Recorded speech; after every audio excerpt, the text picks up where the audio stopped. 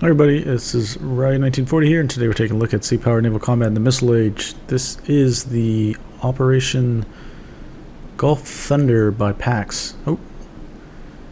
Alright, it looks like incoming chatter from the Iranians have confirmed that imminent strikes are on the way to our FOB in Doha. We've got F-15s there on standby. On the west side, we are still advancing towards the strait. That's confusing. This is the east side. Advancing towards the strait. That's the west. Anyways, expect the threat coming from the sea, air, and land. Therefore, do not forget to check underwater for possible contacts, as the Republic has already stated they will throw at us everything that they can. The extended briefing with all deployable units has been sent to you on your data pad. Cool. Ooh, okay. So we've got the carrier strike group. We can deploy some of these things.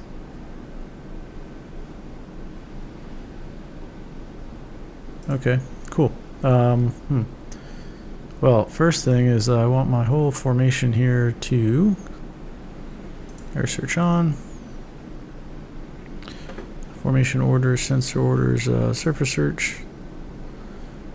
Sensor orders again, and then active sonar. So these guys, it's 1985, and the Iranians would not have had kilos yet, so I don't know that there's any subclass in the game that they could have. So I'm not sure what we're gonna do about that. Anyways, all stations, this is Texas approaching Doha. We are requesting additional elements to be committed to the operation. CENTCOM has authorized multiple types of responses, but we just have enough resources for one. Commander of USS Texas can be moved into specific areas to request a specific aid for the mission. Oh, I was wondering. There was, there we go. Okay, so deploy land attack ships, deploy B-52 bombers, or call on long-range air AWACS basically. So let's get deploy land attack ships, I guess. Let's do that. Turn to course.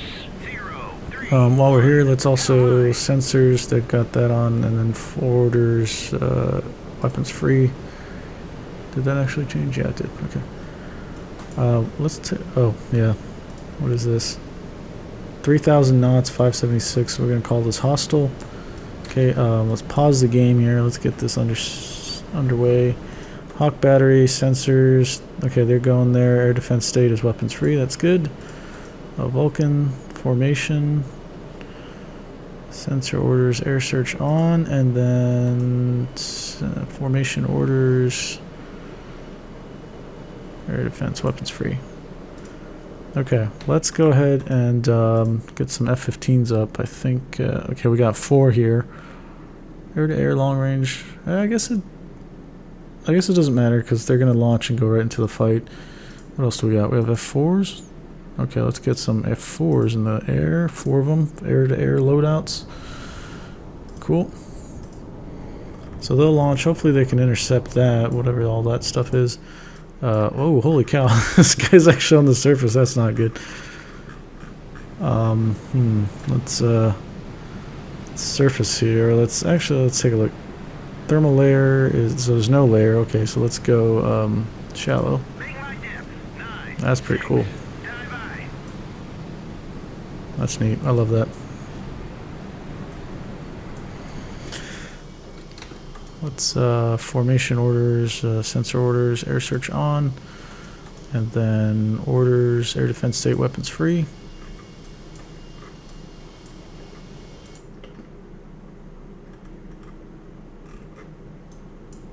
Oh no, did we only launched one F-15? You guys probably saw that and were like screaming at your computers or your TVs or whatever you're watching this on. Okay, there we go. This is gonna be screwy because air search on, air defense weapons free. Yeah, there's a lot of jets there.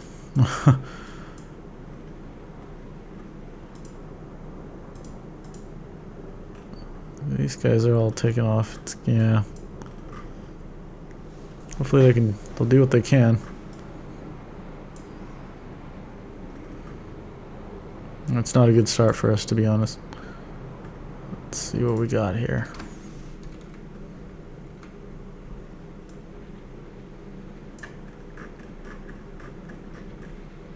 Whoa, look at all that flare and chaff.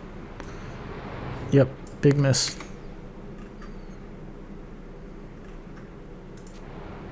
Okay, these guys are taking off, getting right into the fight. That's cool to see. Nice.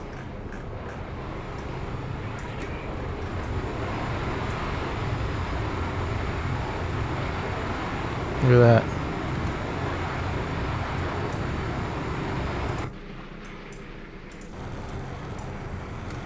Oh man, cool.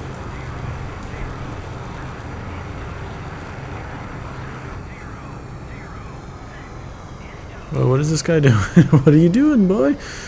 I don't know if I need to... Yeah. Okay, he's pursuing stuff. What are you doing? Pull up, pull up, pull up, pull up, pull up. It's stressful watching jet combat in this game. What does he got? Did he get a good hit there? Okay, good. Okay. I think the trick is to give him a waypoint and then give him a command to fire at something.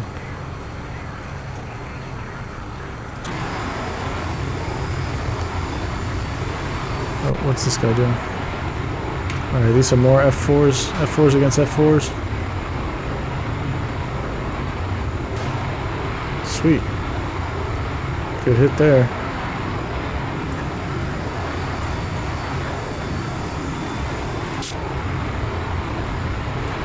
Whoa.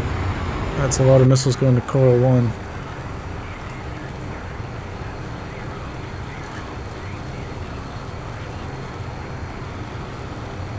Yo, that was close. That was actually pretty cool missile evasion. He dove towards the deck. Let's kill these planes, please.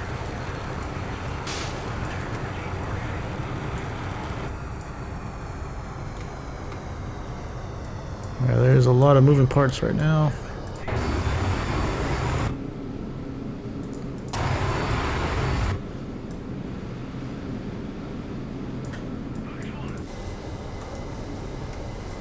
Oh boy.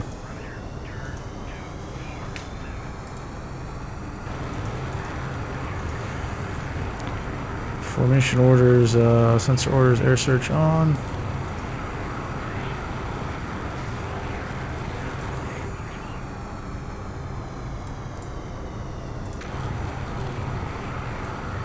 Alright, one F-14 out there. Oh geez, he fired at somebody. Down there, down low. Oh no, it's not looking good. Oh, sweet. Damn, it was 1 for 1 right there.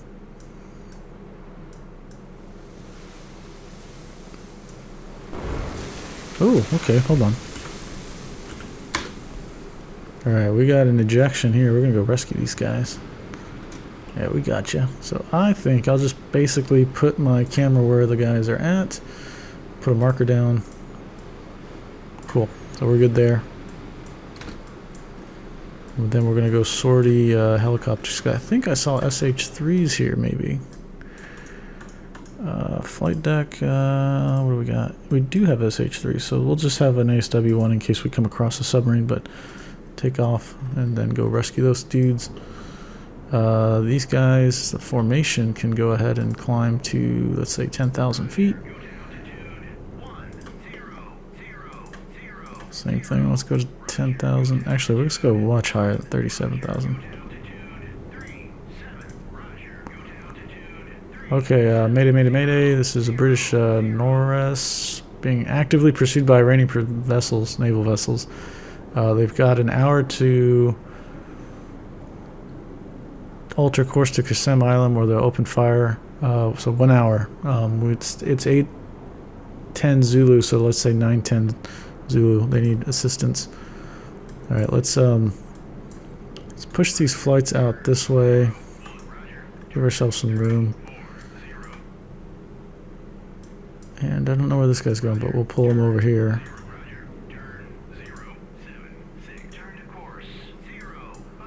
So these guys are probably hostile. They're going the same course and speed.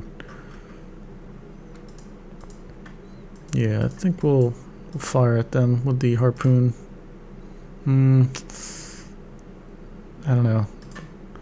You know what, let's go. It doesn't hurt to fly the fighter jet out that way. What the hell is this guy doing? Let's say turn to base and then maybe unscrew him that way. No?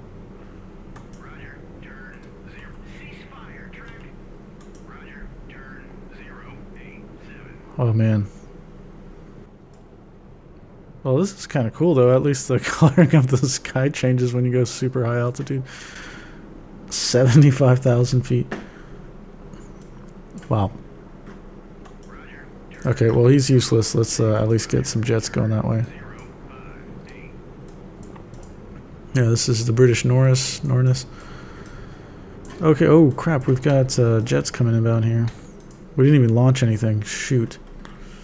43 miles away. I don't think that we can scramble stuff fast enough.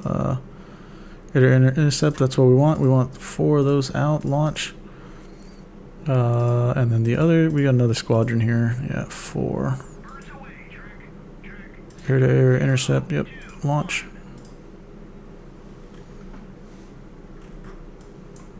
Alright, at least we got our jets being engaged by our cruiser, the Valley Forge.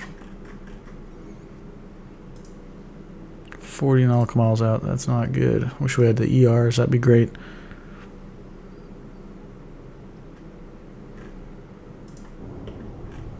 Alright, Nimitz is getting ready to launch these guys.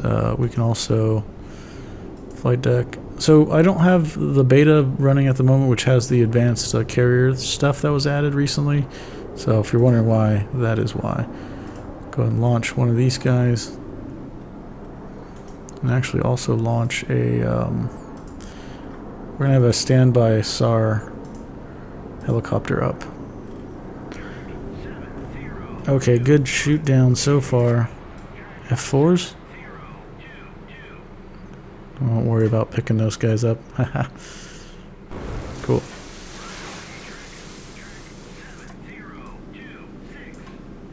Alright, all these guys are weapons free, so.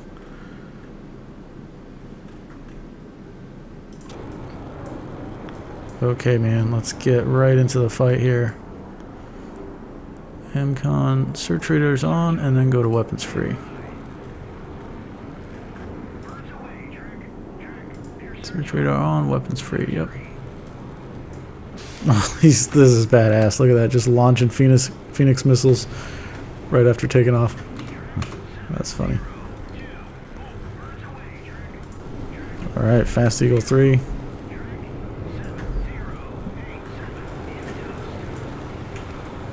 Oh, this is freaking sick.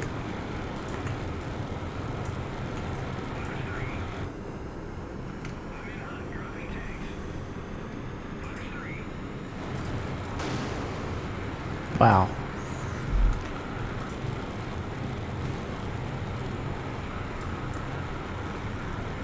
Looks like there's missiles or something pretty close, no? That shot down, there's one more fighter. Oh, there's an F5. Ooh, no, not anymore. Yeah, that's a suicide mission flying those jets towards this. Oh, let's take a look at all these launches. Yeah, hell yeah.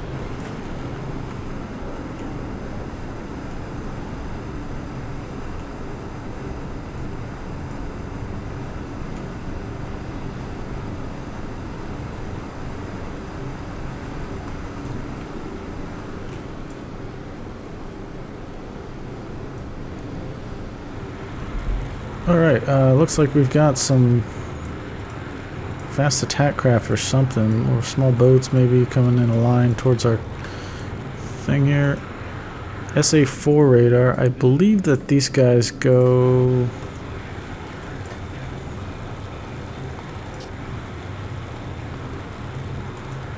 Let's pull these guys off. I don't want them to get shot down. I think the we'll have to look. I think the S4s go like 30 miles. Let's take a look here. Unit reference, planned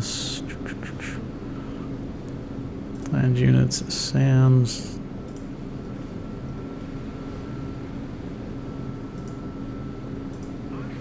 "30 nautical miles." Okay. So let's draw a little bubble out of that. Wow, our strike group is like right in it. Oops. Okay, while that's going on, I need to get the helicopter over to this spot. I gotta put it right over there. About 20 feet. Actually, let's keep that at 200 while we're over land.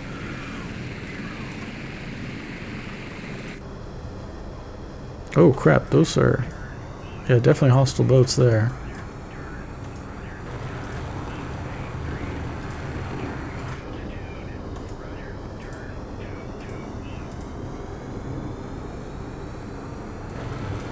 Okay, yeah, so those are all hostile. Let's go ahead and fire.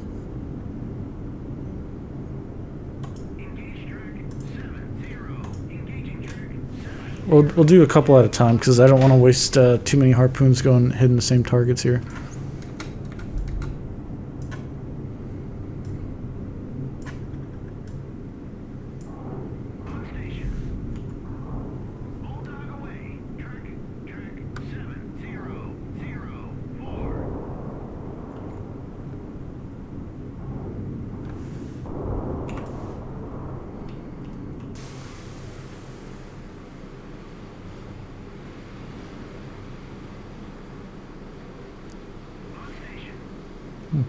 All right,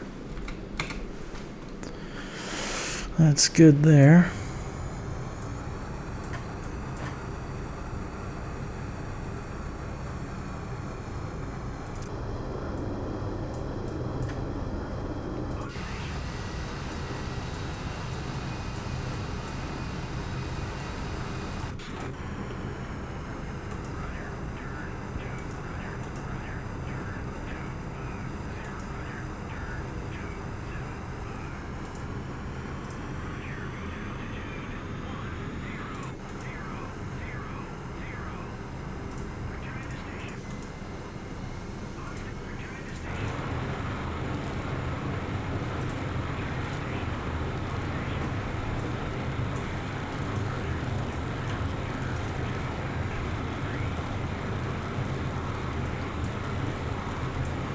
Alright, and now we've got these boats that are over here, 24 nautical miles. We're going to go ahead and engage them with a harpoon.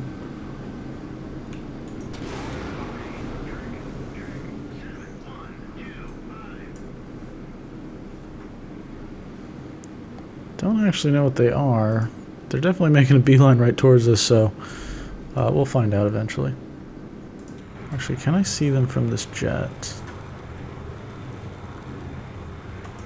Let's go take a look. I'm not sure if these are like big ships or if these are... Actually, what information do we have?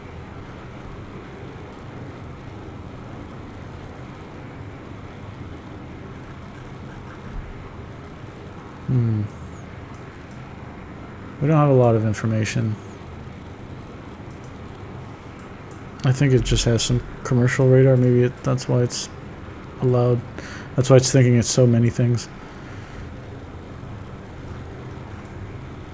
Ooh, we got some. That's some bigger ships over there. Alright, now we want to take this flight and then go to orders and then set as air defense weapons free. Okay, so all of these F-14s should be engaging, yep.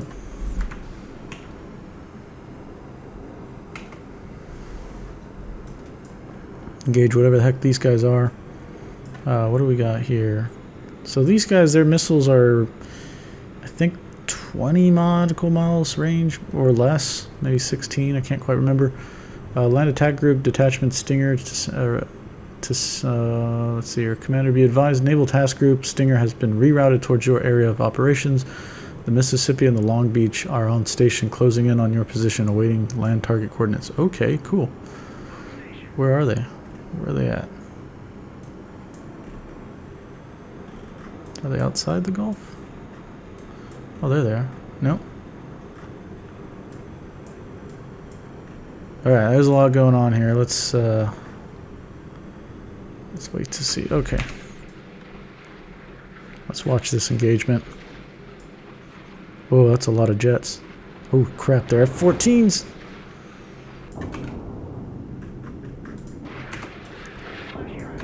Shit. We got one of them.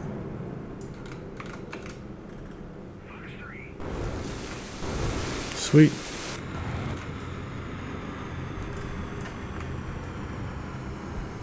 Man, Tomcats are like amazing planes.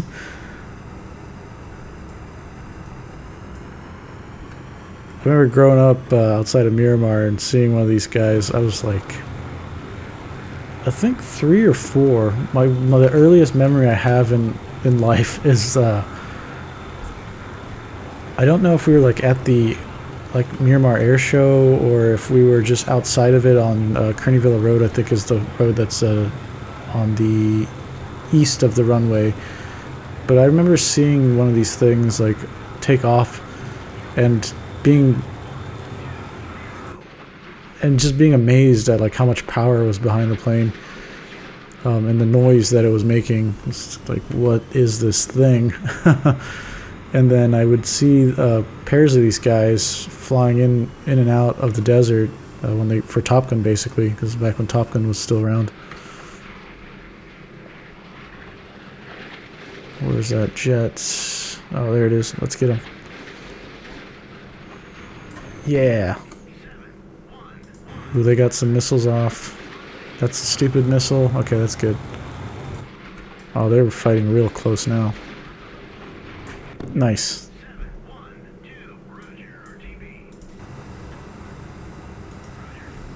Okay, I got him way too close. I'm very lucky he didn't get shot down. Okay, the ESAR hostiles, yep. What is this Kyvan class? What do they have? Little rocket launcher things here? Let's close the map for a second. What is this? Oh, the grads. 21 nautical miles. Oh, so they're getting pretty close to our fleet here. Yeah, 23 nautical miles. So we're not gonna attempt to... Okay, sometimes my game does not respond to my mouse clicks, and I'm not sure what's going on here. Okay, seems to get all messed up with the map. Alright. Okay, so what I wanted to do was go ahead and conduct some more harpoons attacks here.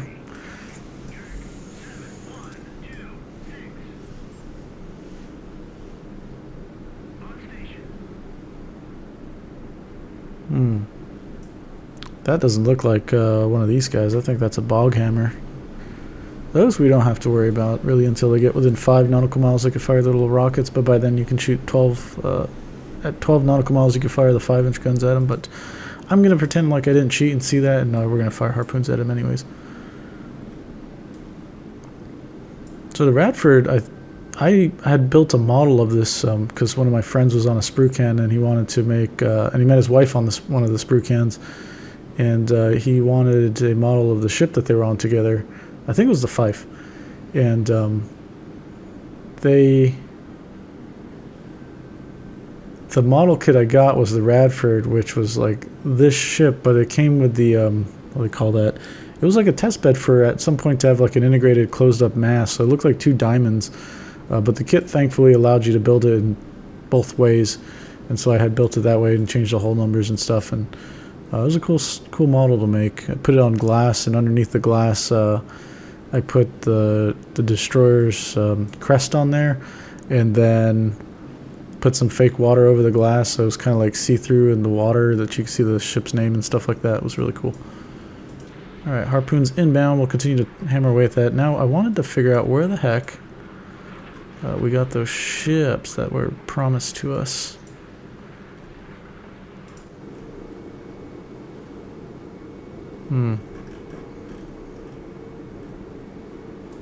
They said we were getting the Mississippi. Oh, holy cow, they're like way out here. What's the Tomahawk range? Alright, well let's Alright,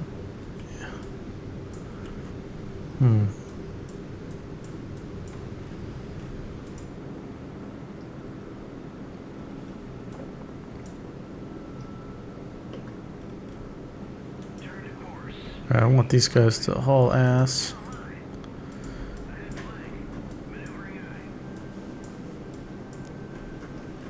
We can get a good clean shot and then we'll fire harpoons at this, or Tomahawk line attack missiles at this SA-4.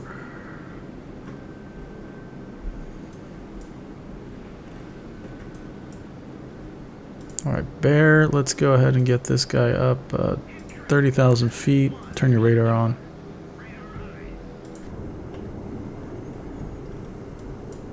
Victory flight, go ahead and pull these guys over here.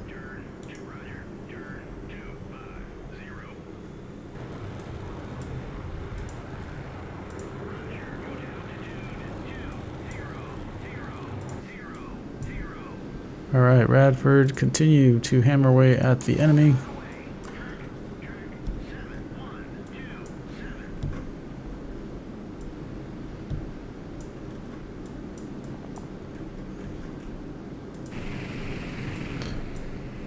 Okay, we've got our rescue helicopter up.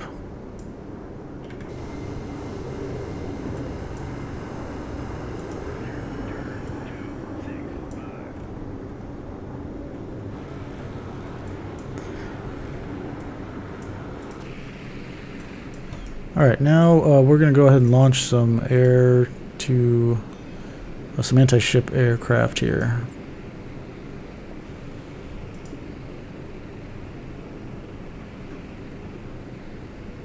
Yeah, let's do that. I don't want to cheese it with like 4 harpoons with each aircraft. That's just crazy. This is going to be easy enough too.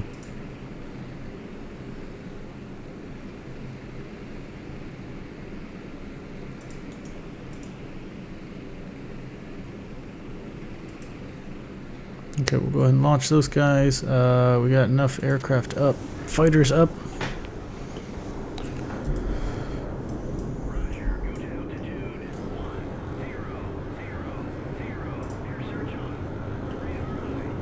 Actually, let's make sure that formation has got their air search radars on.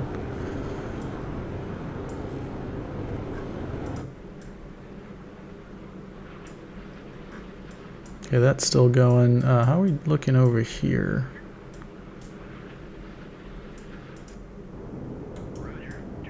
I didn't mark. I messed up. I should have marked where those vessels were.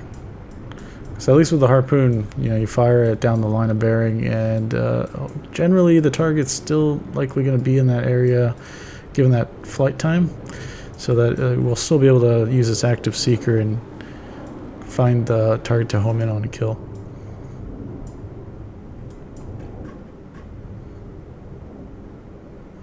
So we need to. I'm not worried about these guys, the Alvins and stuff. I don't know what these 3 are, and I don't want them to be. The worst case that they would have in terms of weapon range would be the La Comandante class. If we have one of those, or 2 of those, or 3 of those, then there's 4 harpoons on each of them, and they go 65 nautical miles or something like that. Okay, we got another one. Oh, that was the bog hammer. Oof. Just 1 more left. All right, let's destroy that guy so we don't have to worry about him.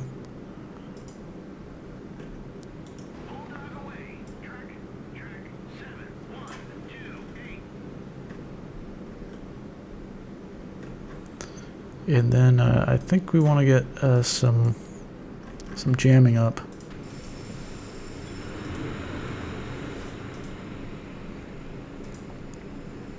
We'll launch 2 EA-6s, electronic warfare, yep. And then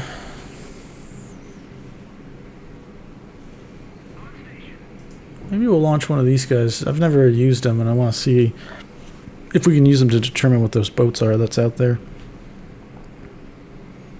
And then we'll launch some A7s with, yeah, the walleyes. That'll be good. Launch 4 of those. Alright, we got an intel update. Let's take a look. ID over multiple air contacts approaching from Banderbas Air Base. Who are they approaching? Who are they approaching? We need to know. Let's see if we... I don't see anybody yet. Oh, a Cashin.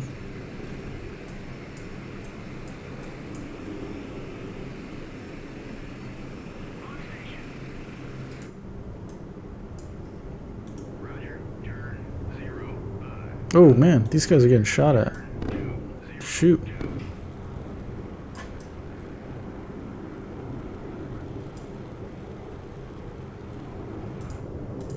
Are we okay? Is it in the clouds we can't see them? Is that it?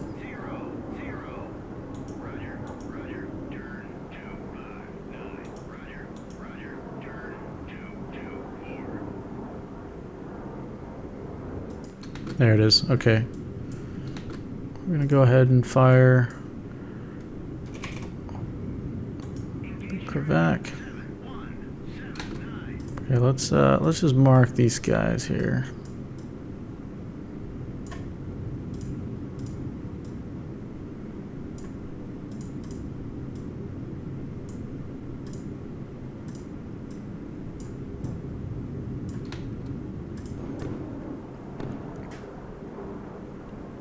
Okay, so the Kravac and the battle look like they've been hit. We've got 2 of the smaller boats, those Parvins, that are still up.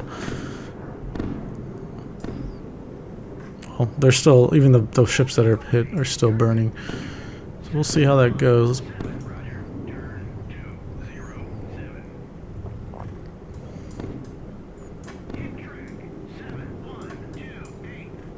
Okay, that's those guys all done. Let's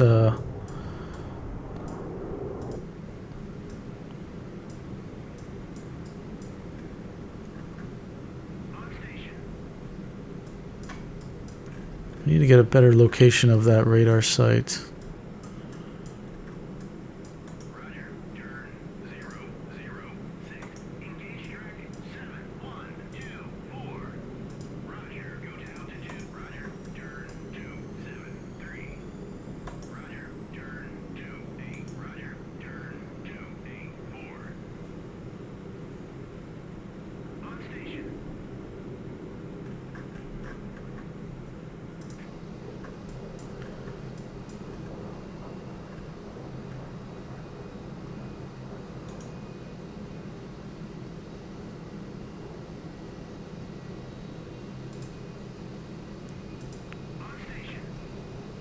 I wonder if they can just overfly and they'll figure out what's the as you get closer. I've never used these, so I'm not sure.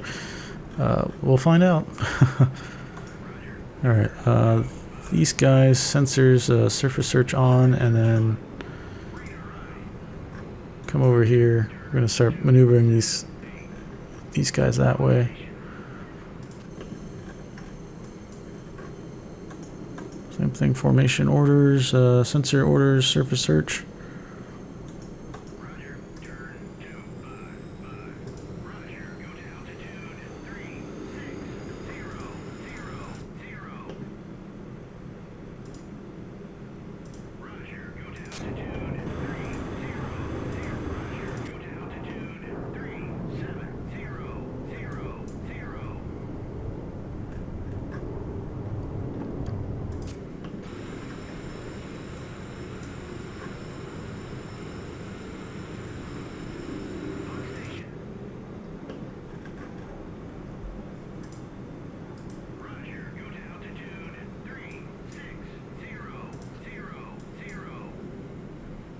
Then let's get these guys jamming.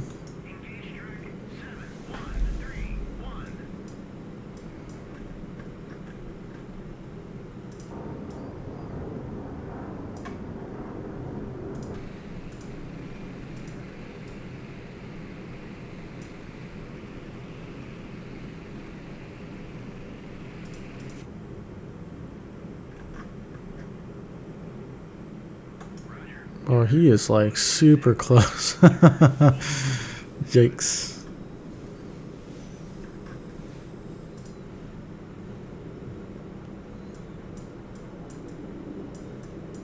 Do we have a better position? Yeah, it's not really great. And I think it's got to be pretty good to be able to do a land attack strike on him.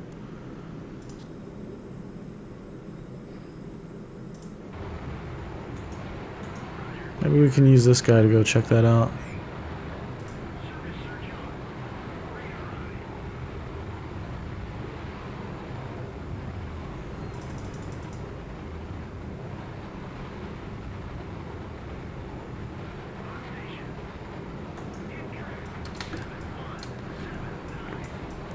Alright, looks like we got some work done over here. Okay, Krivak is sunk.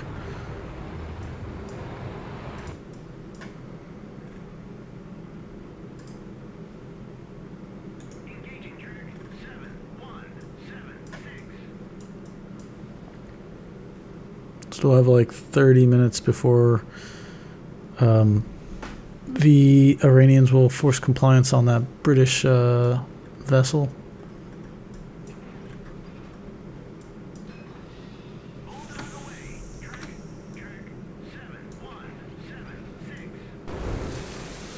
Freaking sweet.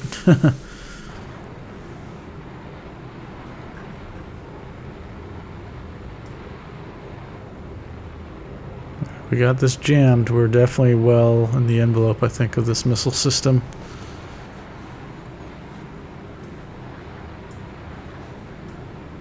Oh. While we're doing that, I forgot also that we're trying to look for downed aircrew. What do we got? 0.2 nautical miles. This should be close then. There they are.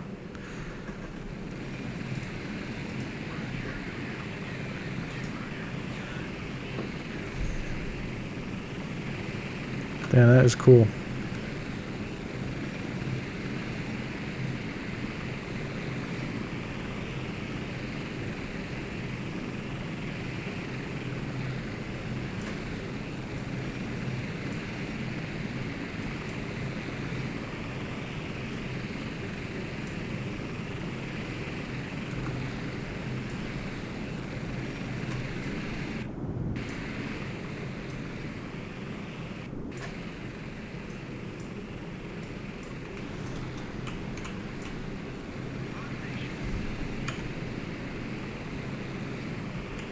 Alright, they recovered him. Cool, let's RTB. That's so cool. I love that we can actually do that whole thing. Pretty damn neat. Alright, Hooter 1 has got... Okay, let's... We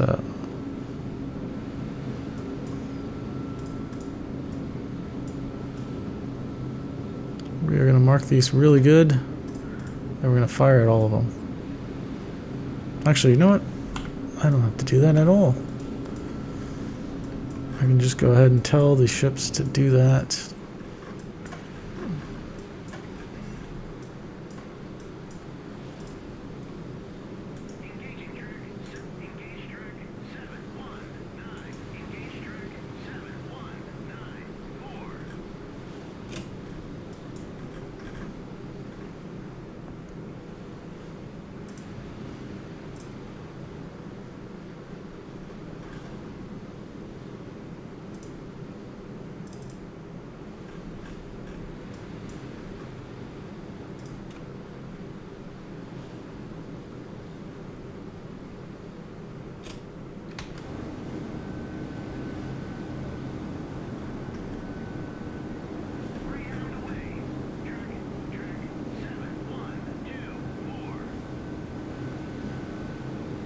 I'm wondering why I can't shoot at some of these guys, but the others I can.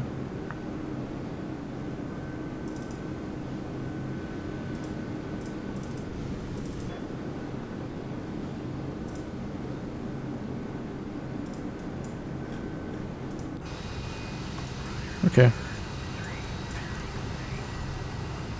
Let's move this marker directly on that. It's It's moving though, that's weird.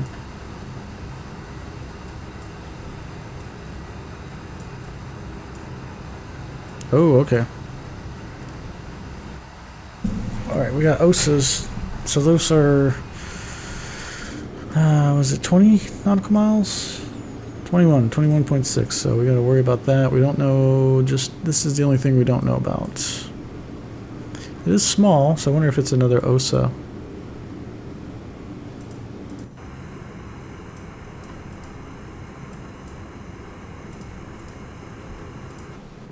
But we can continue on using our harpoons. I think we're in range. Now we're slightly out of range. Is the Arthur Radford in range? They're almost in range. Almost. Oh no. Shoot. Ah, I misclicked there. Freaking A. I hope that doesn't go for the Utiloy. It might. And that's not going to be good. Okay, we got, what do we got going on over here? Oh, yes. Alright, Kravac is sunk over there. Battle is still up on fire. It doesn't have missile systems or anything like that, so that's good. It's just one of those older World War II style destroyers. We got two little patrol boats.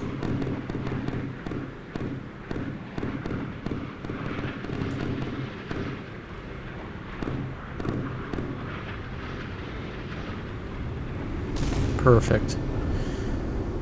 Okay,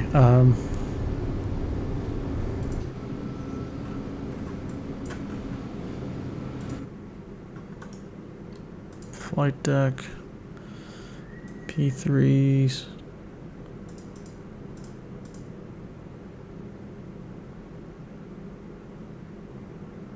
I like that.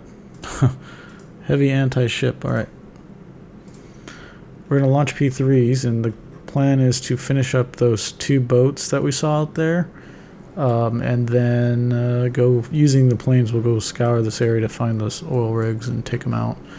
We are going to have to facilitate this, we're going to have to pull our jets to kind of block.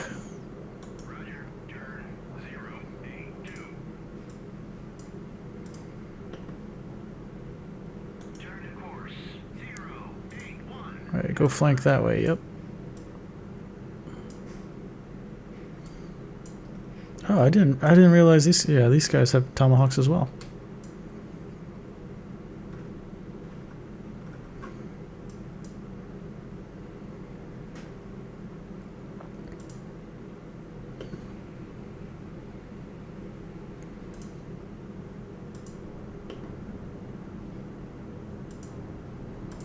Alright, we are set. Okay, let's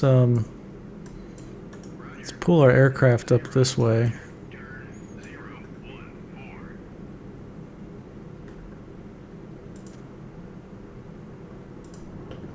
Victory flight, come up this way. We're gonna have to go and engage these guys to protect our strikes against these ships.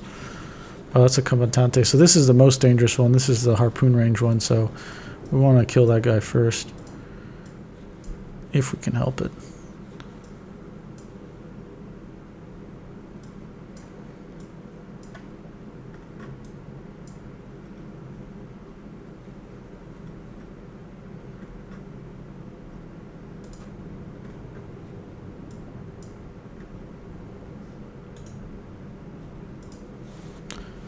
I wonder why he's not landing. What's going on here?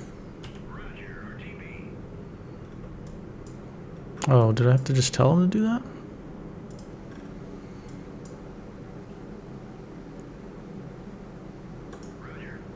Man, look how beautiful this sky looks. That's amazing. And the color of the water and everything. Oh, look at that down there. That is so cool.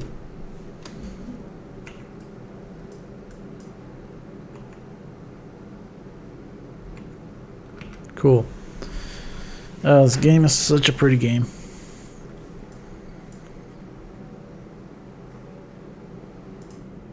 Okay, we know what everything is now. So let's pull Hooter back.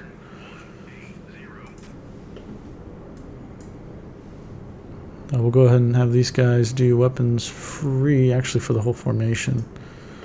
So, you formation orders, weapons free. That's what we want to see. Long range Phoenix combat. Look at that.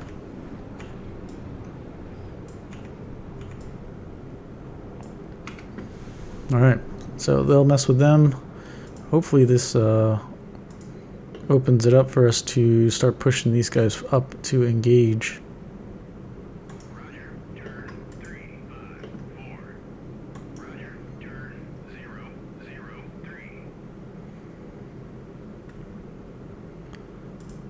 003. So ray gun flight, we want to make that individual.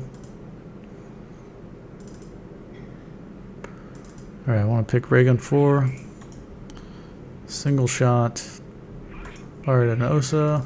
713 Fox 3. Whip it away. Engaging track 7131. Engage. Whip it away.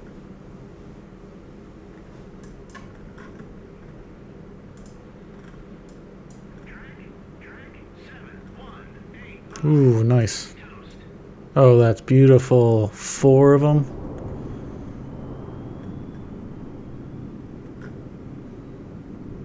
There's still one guy alive.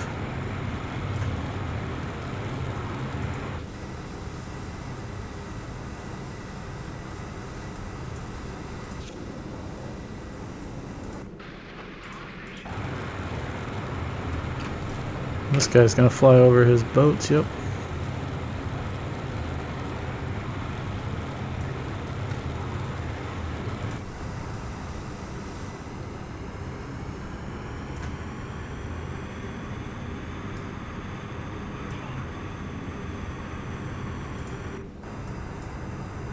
Okay, good. Somebody is engaging the very close F-14.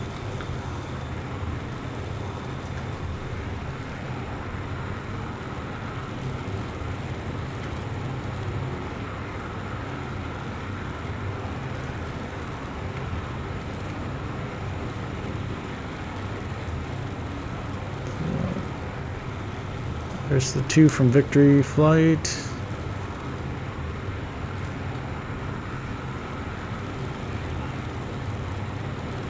Okay, good.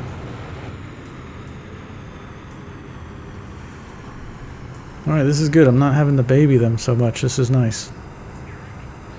Okay, they're splashed.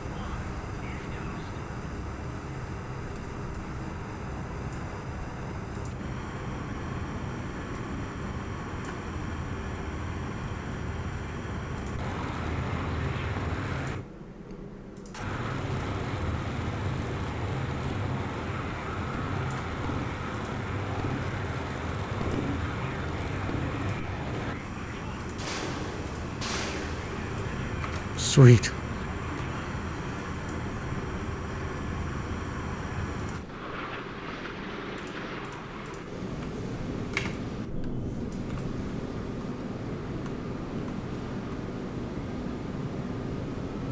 Oh, look at that.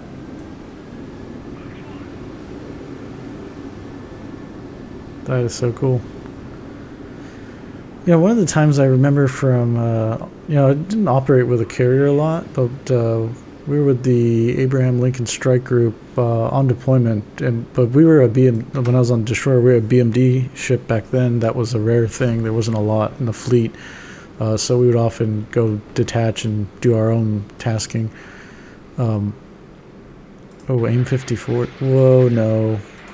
Oh, no. Okay.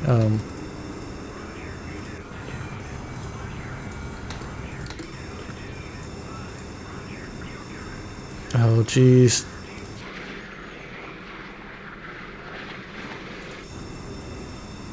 This is not good.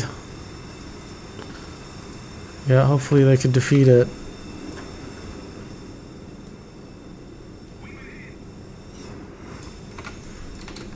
Who got hit? Okay.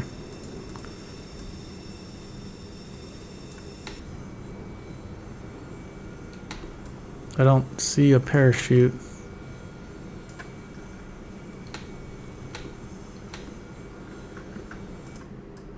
Oh, this missile.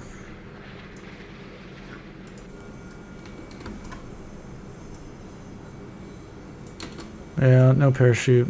That's sad.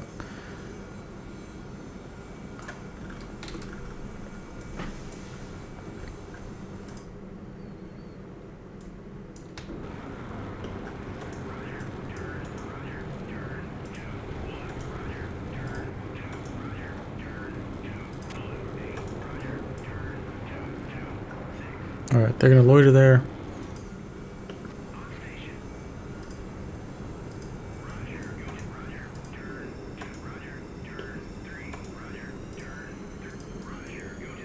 Okay, here we go.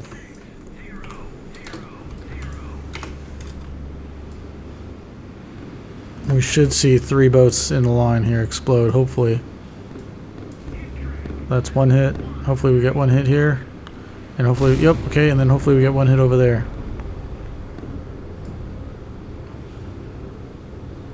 Oh, that looks like it may be missed.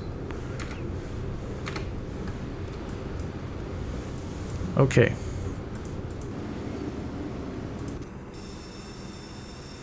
Alright, back at it again.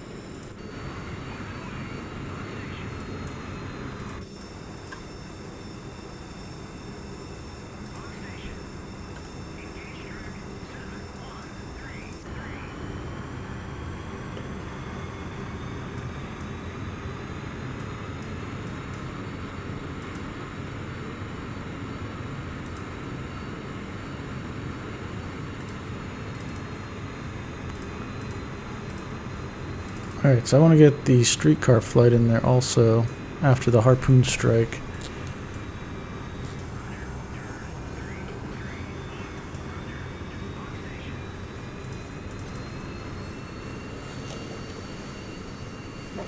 We'll see how this turns out with the harpoons being successful or not. Oh, that reminds me, we have not a lot of time.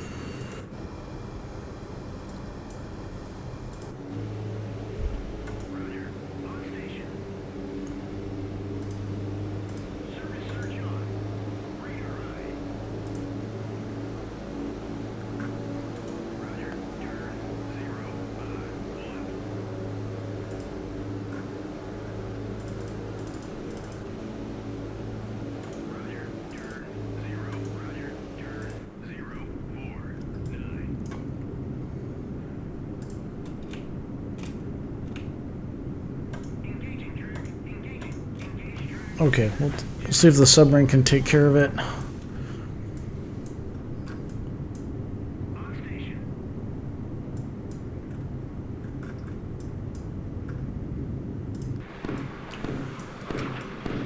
Man, this is like non-stop. It looks like they're all going pretty much towards the Alvin since they're the largest targets here now.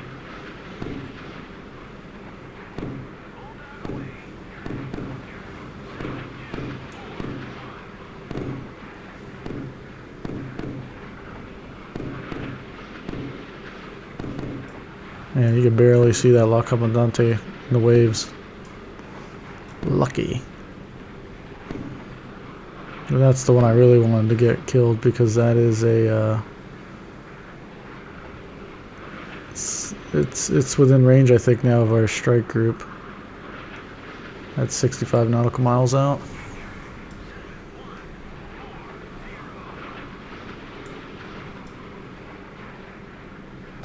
Damn.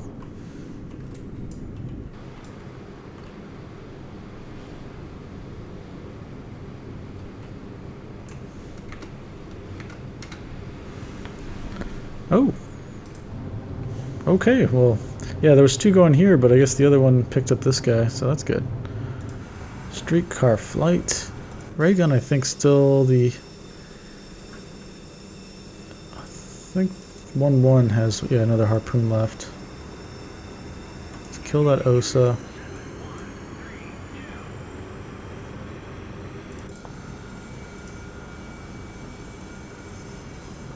And then with streetcar 1-1, well, 1-3, we'll do Alvand. Oh, yeah, okay. So, formation. Let's get our. Oh, no, we don't want that. That's not existing, actually. Formation order, sensor order, surface search.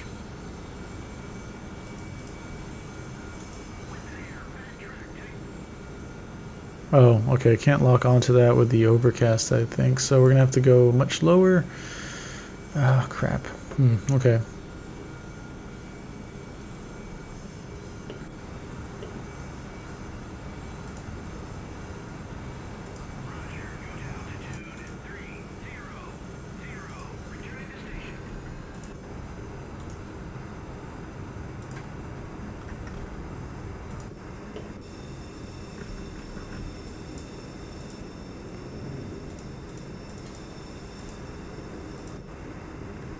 Okay.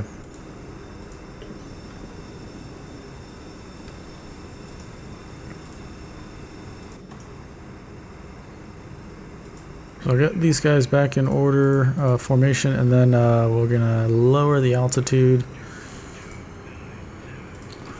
get under the overcast and do some bombing on these guys.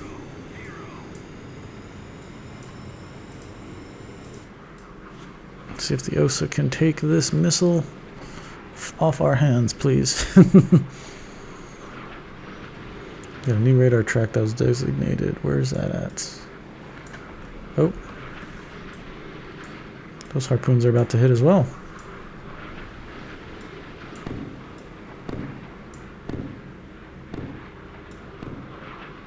This looks good. Straight down. Good. Now let's go over here.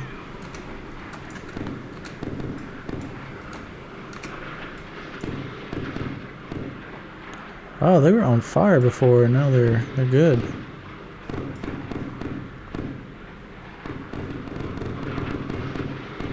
Oof.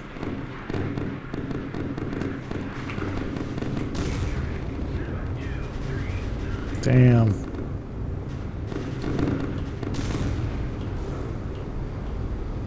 Oh, nice hit in the background there too. Okay, I think there's just one ship that's left then. That's sunk. This is going to sink. Radar echo there is meager.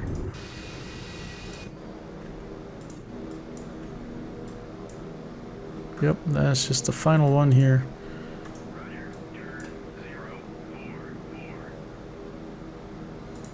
So we'll fire one, but I think it's going to get picked up by the battle class destroyer that's sinking. We'll wait and see. These guys are going to continue to descend, so that we'll get under the overcast. We'll do something stupid and try and bomb these guys while we jam them. And hopefully that's good. Then I think this will clear that flotilla up. We're almost done clearing these guys up, so that's two of the flotillas. We then have to find the coil flight. Yeah, we'll keep them above. I would like them to search, but they'll have to be under the overcast to visually spot anything, and them doing the air defense roll at higher altitude is just more beneficial to do that. So while these missiles fly, that'll give us time on the other side to lower the altitude of those strike aircraft. Here we go. What do we got? Please don't hit the destroyer. You're going for the destroyer. Yeah. That's okay. It'll at least sink it, maybe, or help it sink faster. This guy is going to come up this way. Let's speed him up.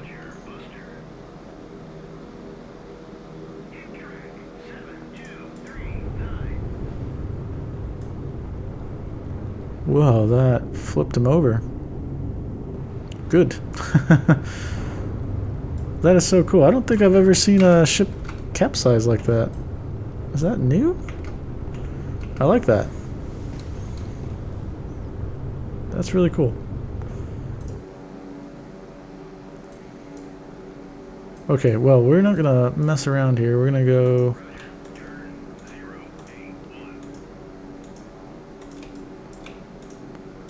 Okay, yeah, because that one P3 can take care of the rest there, so we can get these other guys going. Okay.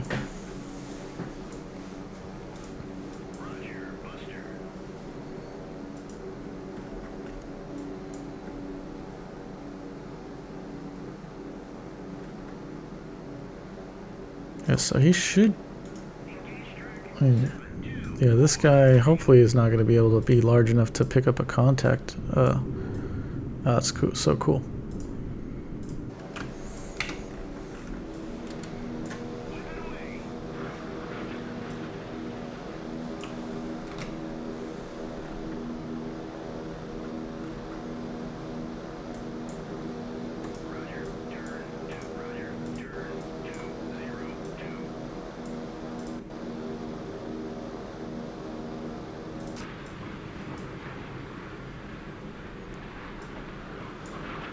Alright, let's take a peek while this missile's flying out that way.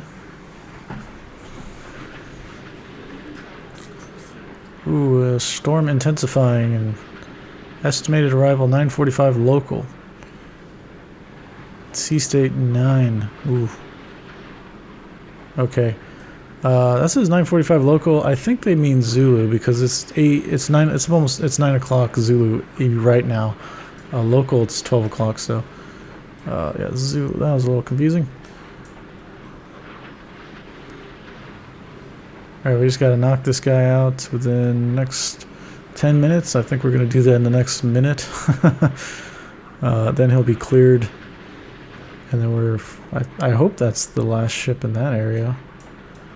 So I didn't see anybody else when we were doing our flybys and stuff. Oh, this little thing is gonna be so screwed. Oh yes, look at that. Third flotilla is sunk, resuming operations like it's no big deal. Okay, and then we're gonna give this guy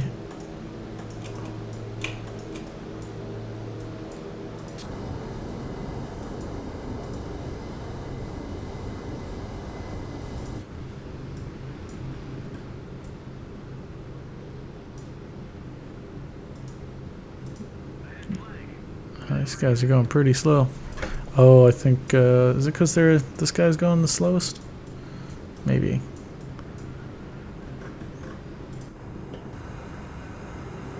Alright, now.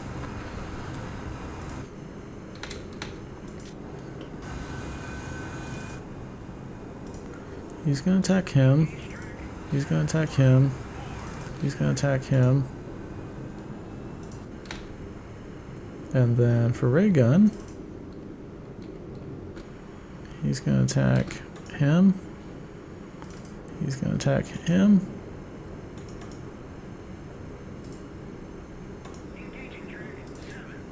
He's going to attack him.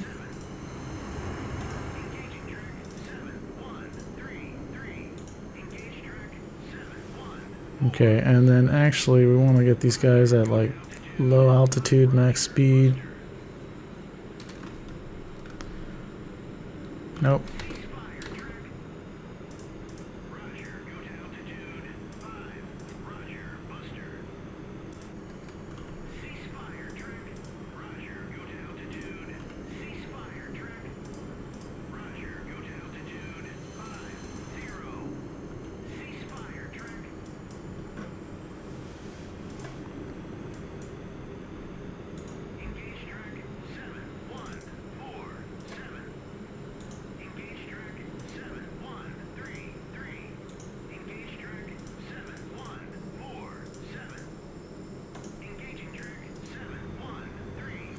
These guys, I think they need to unfortunately be a little higher because they've got sort of like glide bomb things.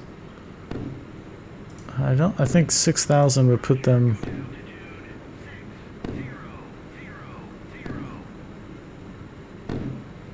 Ooh, this is sketch. I'm hoping the A6s can divide up some of those guns. Okay.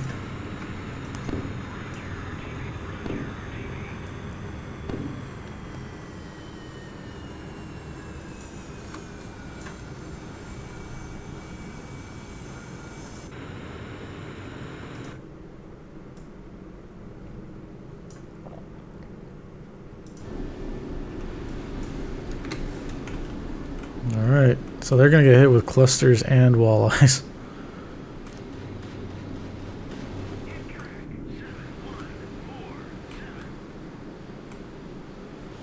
Oh, what do we got here? Oh, first flotilla is sunk. Okay. Oh, this guy's still alive. Yes, that is badass. Seen all those little bomblets.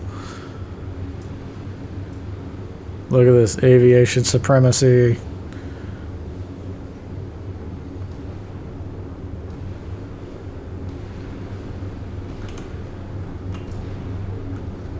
Do I have any more aircraft for this guy? Yep.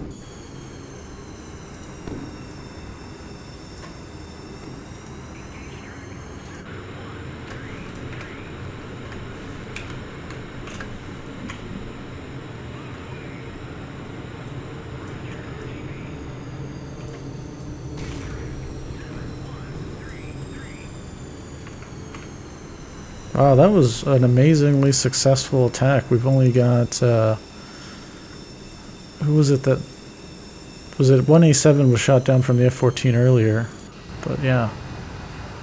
So that's good. Our T-LAMs are still on their way, doing their best. Okay.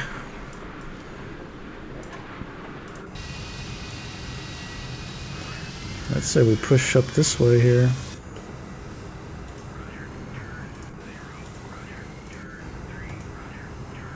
Oh, you know what? These guys don't have any aim 7s or... yeah, okay.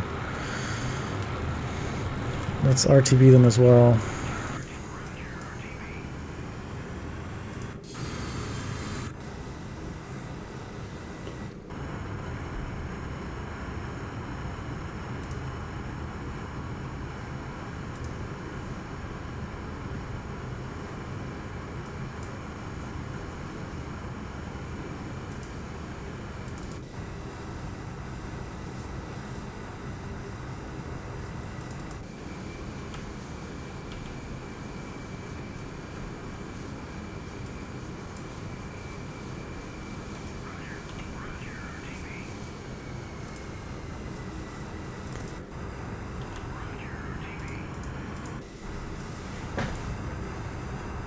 Alright, hopefully they can recover and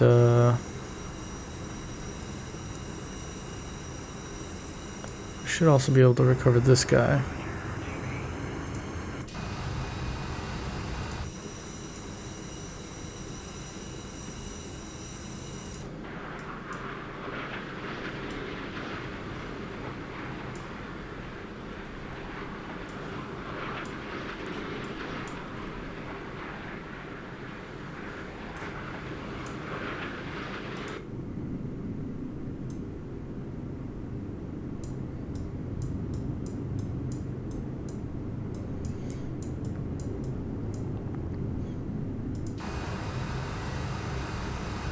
Alright, those guys have plenty of fuel. Coil flight, it's got a lot of fuel too, I guess. 66%, that's good.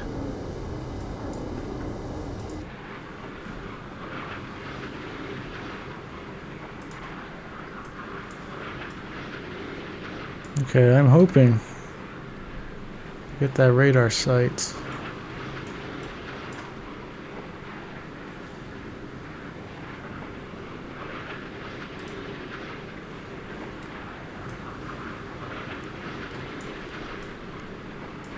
I'm not sure if I've ever played a mission on the channel where I've used T-LAMs against land targets. I do remember using them as like decoys, like basically trying to spam a surface action group. Oh, they're shooting at him. Whoa. Oh, there's that radar. Is that enough? I think it is.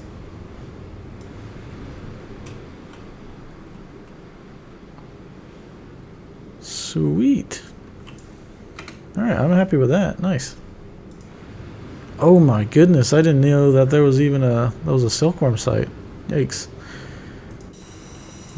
Well, that's terrifying.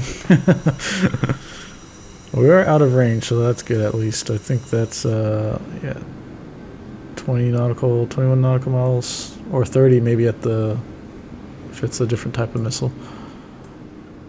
Wow, okay.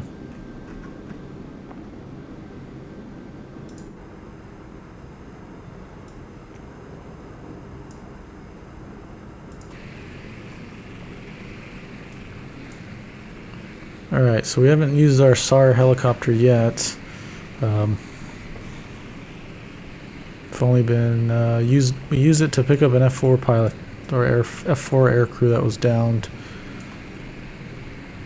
Was it an F4 or F15? Maybe it was an F15 because it was a single pilot we picked up, I think. Okay, yeah, you should land, buddy. Give him a waypoint or something.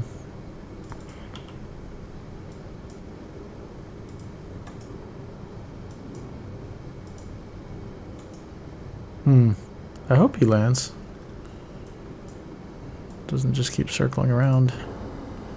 Alright, we got an oil platform there, that's good. We have 4 harpoons, that's good.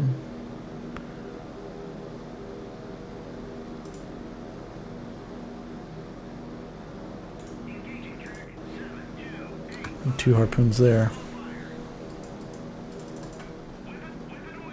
I know this is overkill and a waste of a harpoon, or harpoons, but I really don't want this scenario to go super long. Yeah. What is this? This is moving, okay.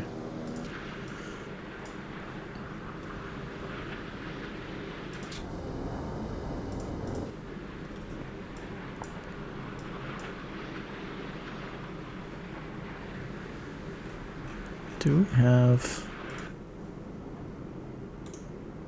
flight deck?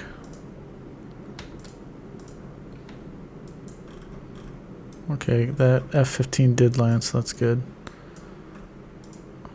This is going to be like overkill. Actually, I don't know that 4 harpoons will do it, to be honest. I'm not sure how sturdy these things are. Oh, here comes the magic.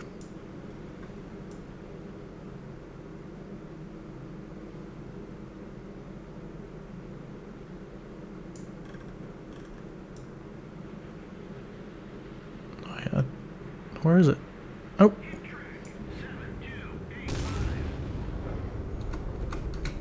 Ah, it's still up. Okay. What about 2 more of these?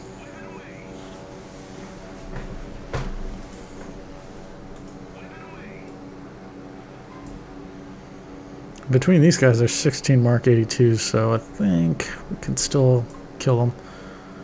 But we gotta find the other ones, though.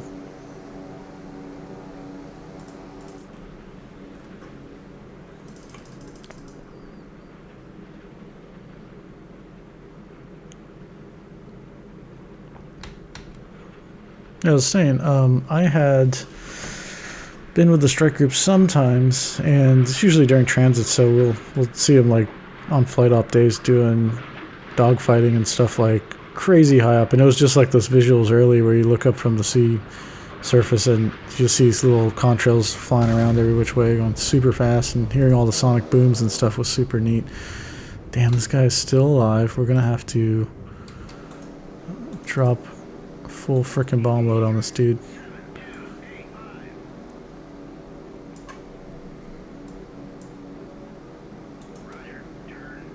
Well, okay, you're heading towards your waypoint, that's fine. No, I want you to drop bombs on this guy.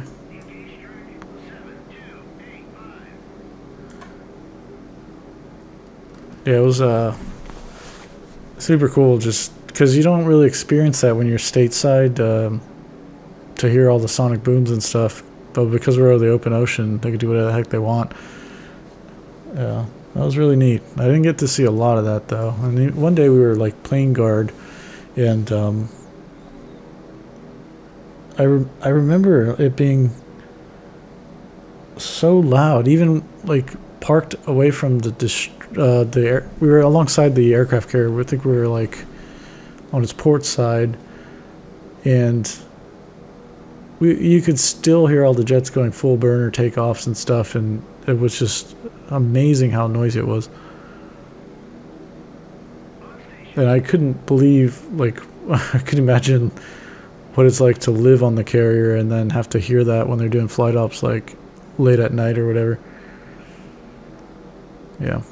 And then carriers, when they pull into ports, they're just nuts. Their crew is crazy.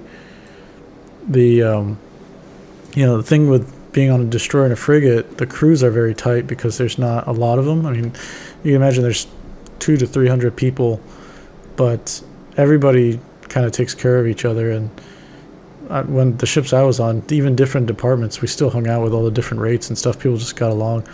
It was just a lot of guys were just funny, and so you'd see them out in town, you just go drinking with them, and that kind of thing. But everybody made sure that like nobody got in trouble, like being too crazy. But I remember we pulled into Thailand, and I think it was Thailand. And it's like the first place I had gone to. There's some bar, and did it hit him? Okay, he did hit him because it's destroyed now. I thought that was going to be a miss. It is actually like sinking or something. Cool. So, don't RTB. We want you to come search this way while the other one's searching the other way.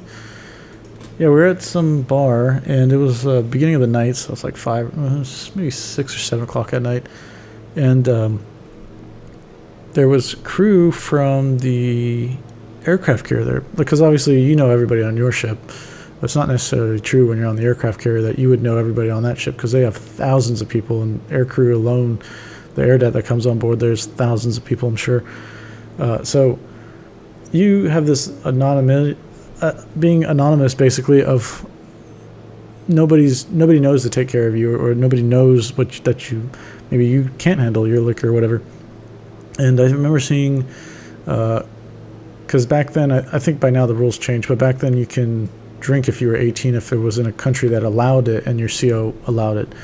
And I guess the carrier CO allowed it. Our ship would always do that.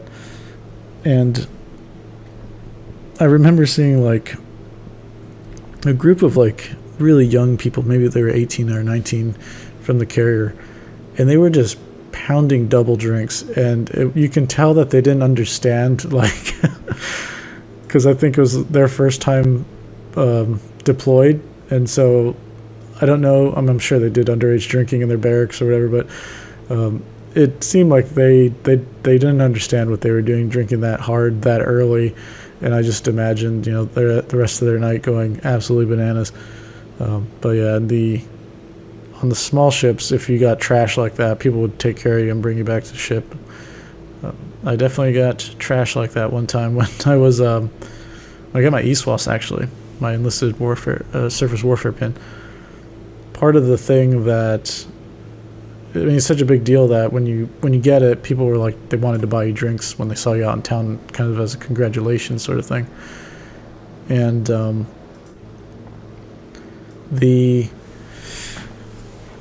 I got, we were in Guam, and we went out, and everybody I saw, like outside of my division, they'd see me, they'd buy me a shot, and I'd have to drink it with them. I don't even know what time it was when I was just gone, but there's a moment I remember stepping outside of a bar, and the night just going away.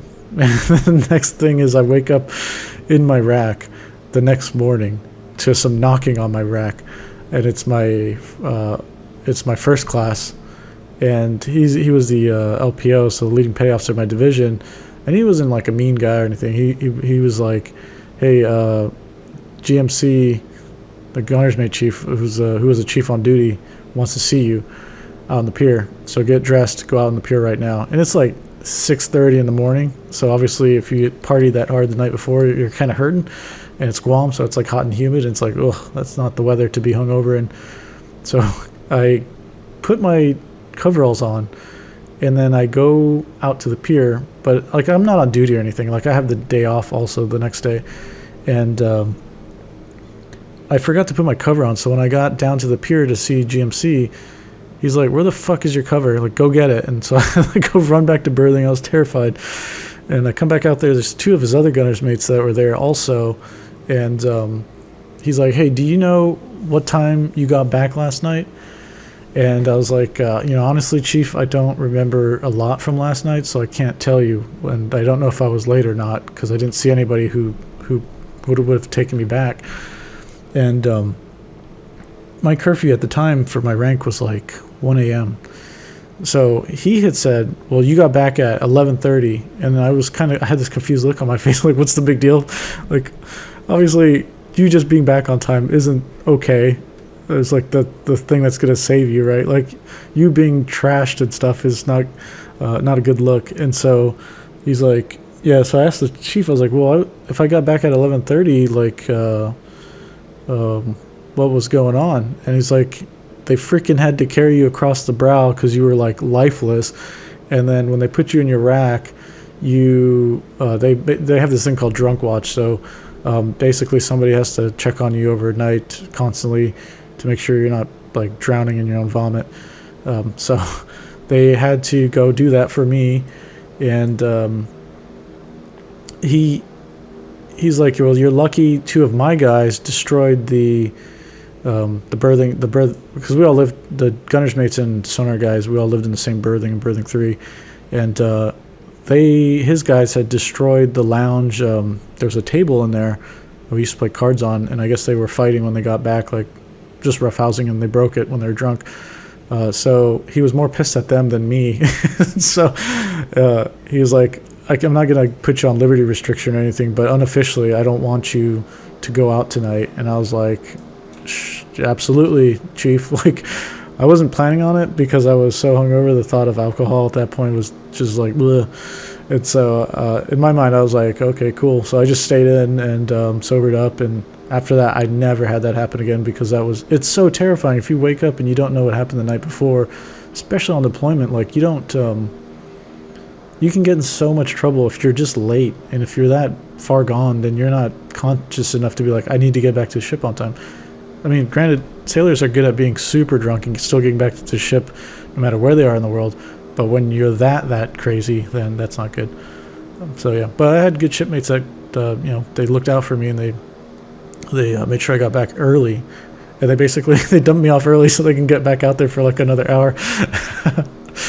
Oh man. And yeah, you do the same for others when see they're having a hard time. Okay, we got something there. I think that hopefully is going to be the, if that is, we've got 4 harpoons and some bombs. We got bombs on this guy. Let's make our way up this way.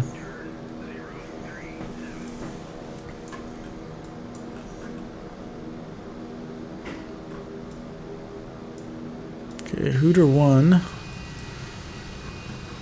Oh, we got a whole...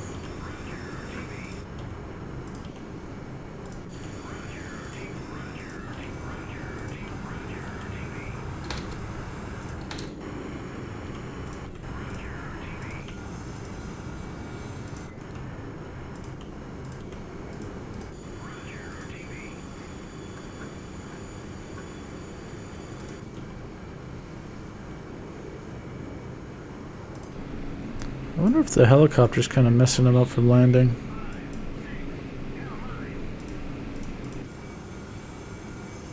We gotta get all these planes down so we can launch some others. Maybe we won't use those planes, we'll use the P3s over here to go take these guys out. Oh yeah, that's enemy oil platform. Let's use the bombs.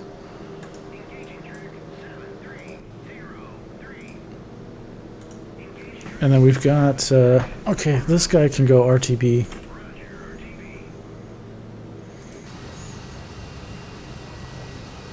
Keep the jets, fighter jets up to protect.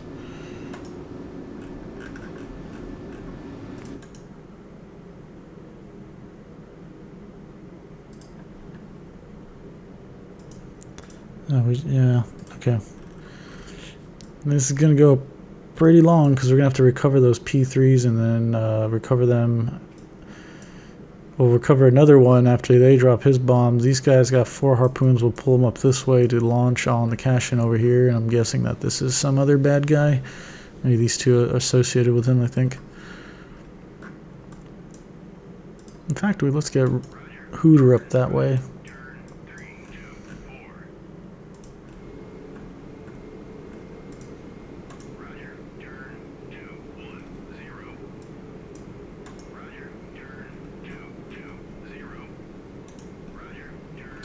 Let's have him go out that way, get out of the way. Maybe if that's bothering these jets.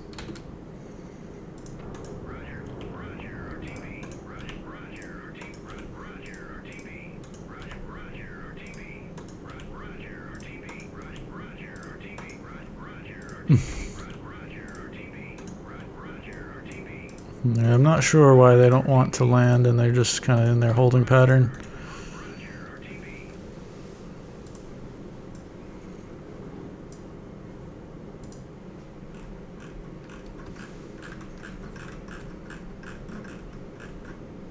Oh, you know what? Maybe I have to do the flight deck thing, yeah.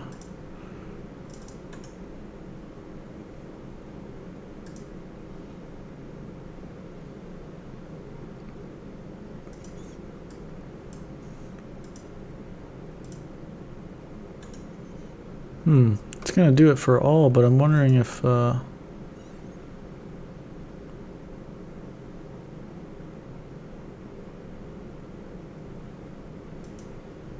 I guess. I just don't want the...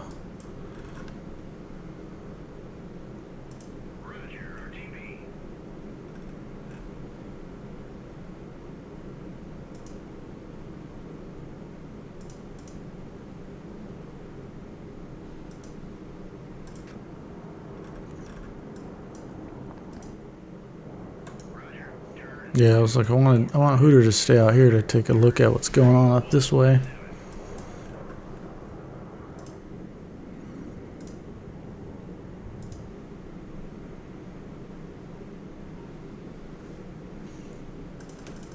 Alright, let's see if they actually do it. Okay, I think they are.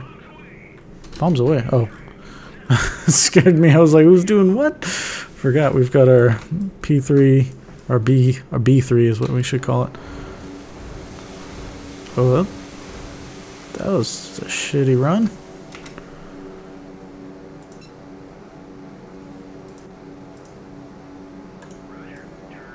Okay, anyways, we're gonna fly these guys out this way. Probably pull coil flight this way too. Then push Senate flight over here. Yeah, that should be good.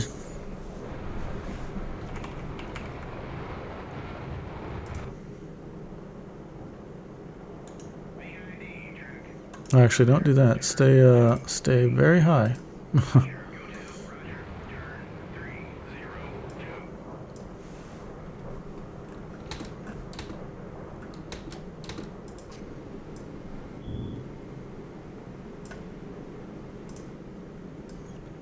Alright, cool. They're actually recovering now. That's good.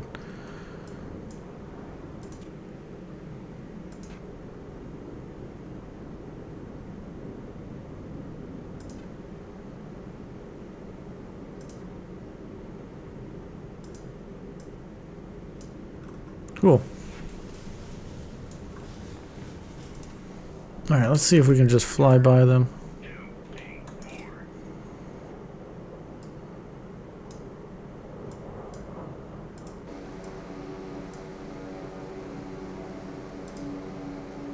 Well, see, these guys can go just pretty high and get in the launch range here. What is 65 nautical miles? Oh, Not bad. Alright, somewhere around there. P3 gets in it. We're good to go. Roger. Turn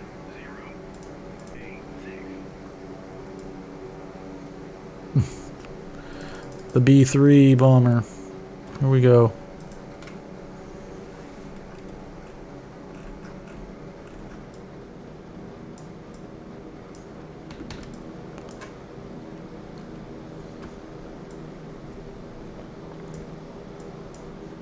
It's just so slow.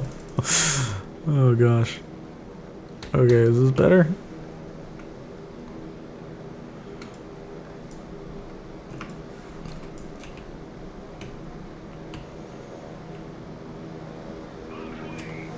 Wow, damn, that was nuts.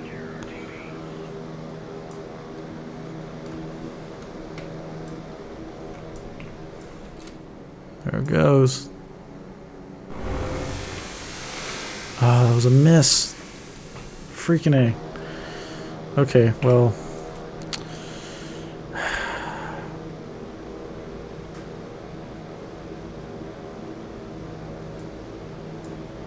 Well, let's get some missiles on this guy. These other planes can come out and...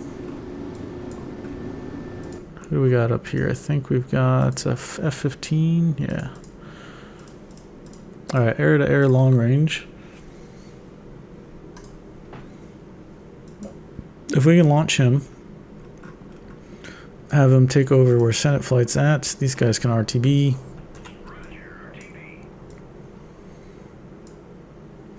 And I will need to place a marker on this oil platform to know that we want to destroy that thing. Sure, it's right on the platform. Yep.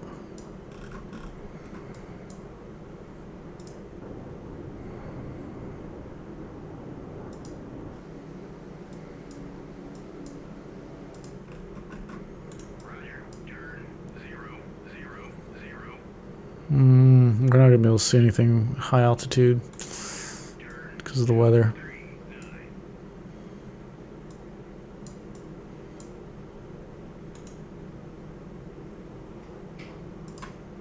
Well, let's rebase this guy to Doha. Oops. I think I did that wrong.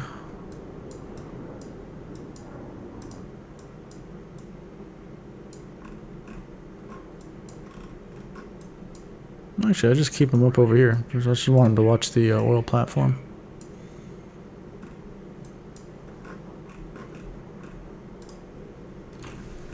And all these jets coming in.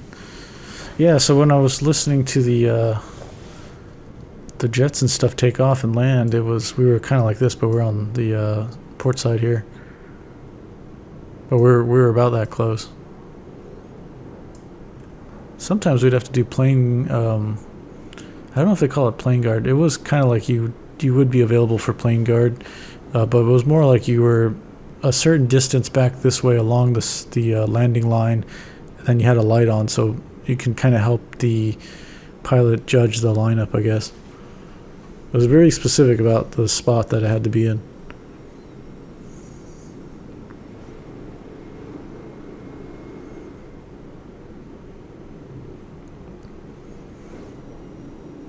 Yeah, so they got some updates. The planes are acting better. They're not the greatest thing, but I think there's still more updates that are coming, so thank goodness for that. And they certainly are getting better, though, so I wouldn't... it's not like how this game was when it first released. It was planes were doing some crazy wonky things. But I think the AI... It might be out in the beta right now that I just don't play it, but... maybe it's coming in another beta update, but they said it would be released this quarter, the Q4 of 2025. Mainly, I'm looking for them to be mindful about their the mortality, about the things about if they're flying into through enemy SAM rings, that kind of thing. Just less babying is nice. It would be super nice, and I'm hoping with the rally point stuff, maybe it'll open up the ability to put planes in a certain area and then kind of like say set up a cap and then have some options to be like, yeah, keep this recurring, so you as a person playing the game doesn't have to do the fine details of scheduling the flights and that kind of thing to replace the planes that need to come down to land.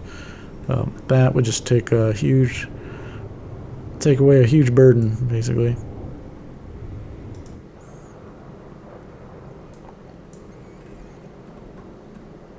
Alright, what do we got for the flight deck now? Look at all these planes.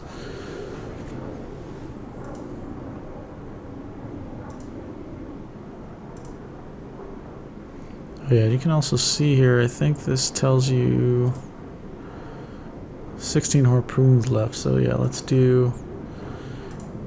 cheese it up. Anti-ship heavy launch.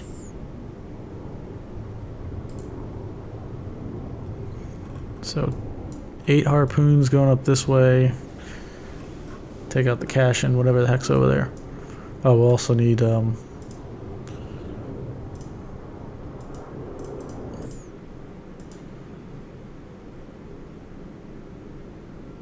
need 4 F-14s for some protection.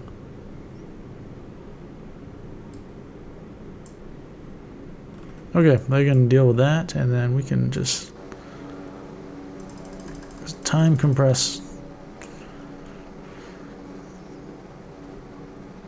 Oh, that is a hostile ship over there. Okay.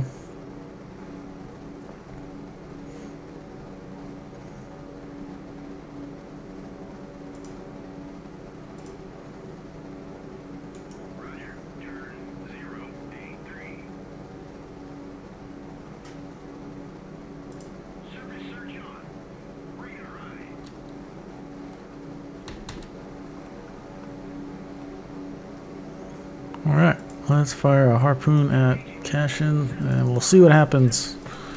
Hopefully get a good hit and hopefully it sinks, but it's likely not going to sink. Oh, these planes are so slow. Look at that. Oh, you know what? Can we hit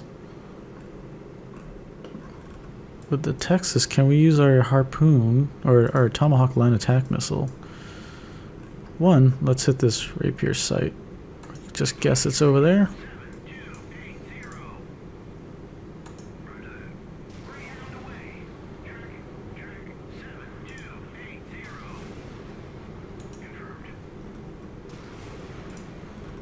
Cool.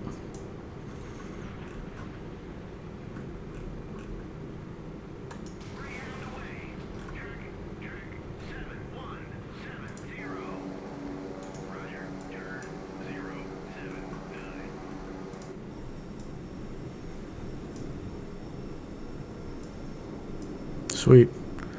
Yeah, we'll get our harpoons up on the way.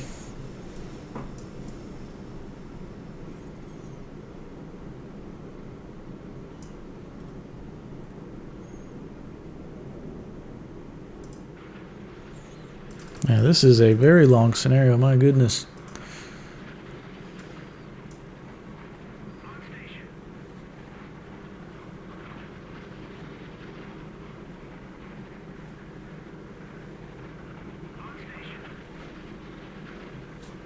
Man, love harpoons. I don't think I've actually told the story about doing some maintenance on a harpoon launcher. Well, I wasn't doing maintenance, I was painting on a harpoon launcher, and I kind of ruined it. We had a responsibility, being in the Combat Acoustics Division, or CA Division, we own the missile deck on the Arleigh Burke destroyer, so it was our area to maintain topside. The reason why we had to do this is these ships didn't have enough bosun's mates to do all the topside preservation. On a ship like the OHP frigate, the bosun's mates did all of it because they had a huge deck department. But on the advanced Arleigh Burke class ships, there was a trade-off in manning to get more fire controlmen and stuff like that, and less bosun's mates. So everybody had to do a little bit of everything topside. So I was up there painting, and it was, normal preservation and stuff. So you like chip things, and then you put new paint on. And oh no, this missile's gone dumb.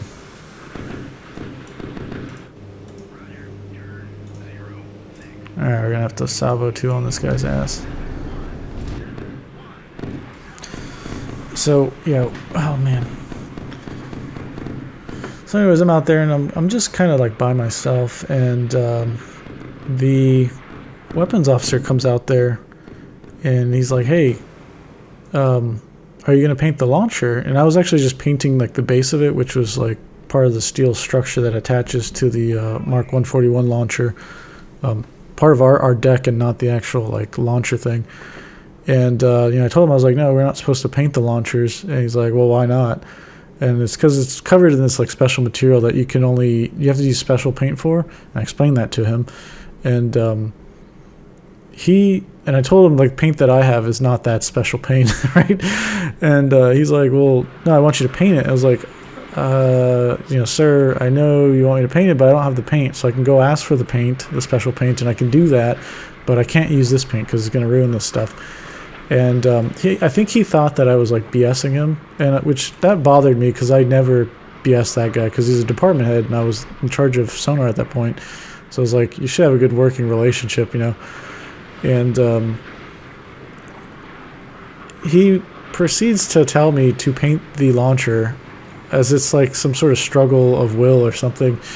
And so I'm like, in my mind, I'm like, okay, he's not obviously going to leave until I start painting. So I find the smallest little bit, and I slowly paint tiny amounts.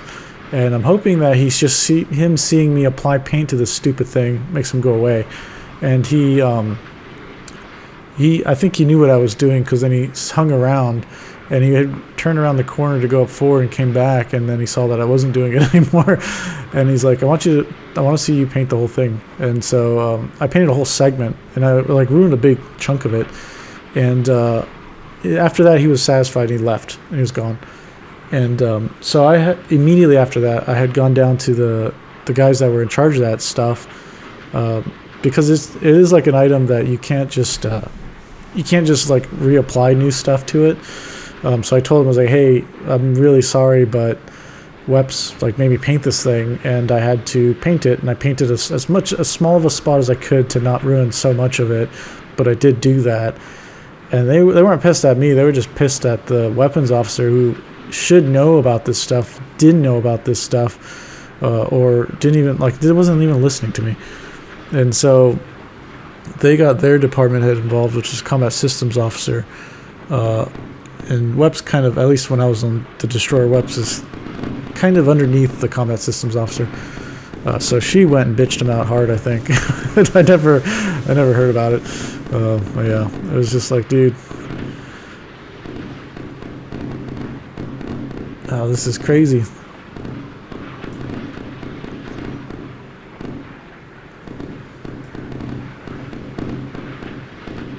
I had another officer one time when he was our division leader, our division officer. He was a junior guy,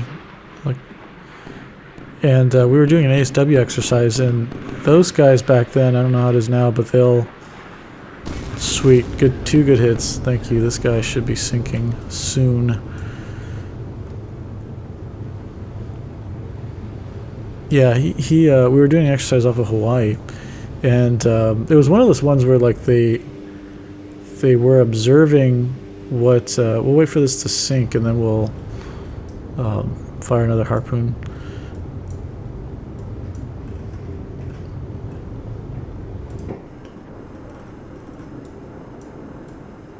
Okay, now we can get our F-14s up that way. So we want to do 37,000 feet.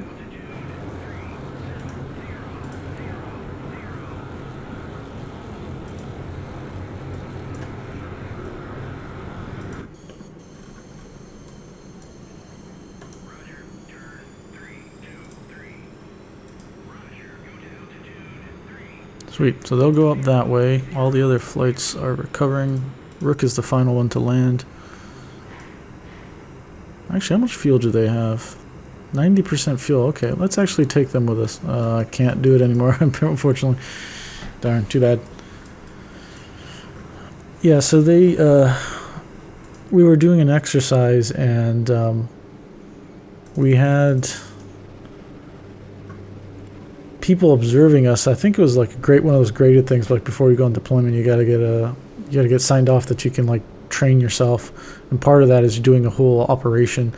So we're doing this ASW scenario, and then we had the contact, and we were telling the guy that we had the contact, and he didn't believe us, and so he just never acted on it. And at the end, you know, the way sonar combat is different, like different spaces.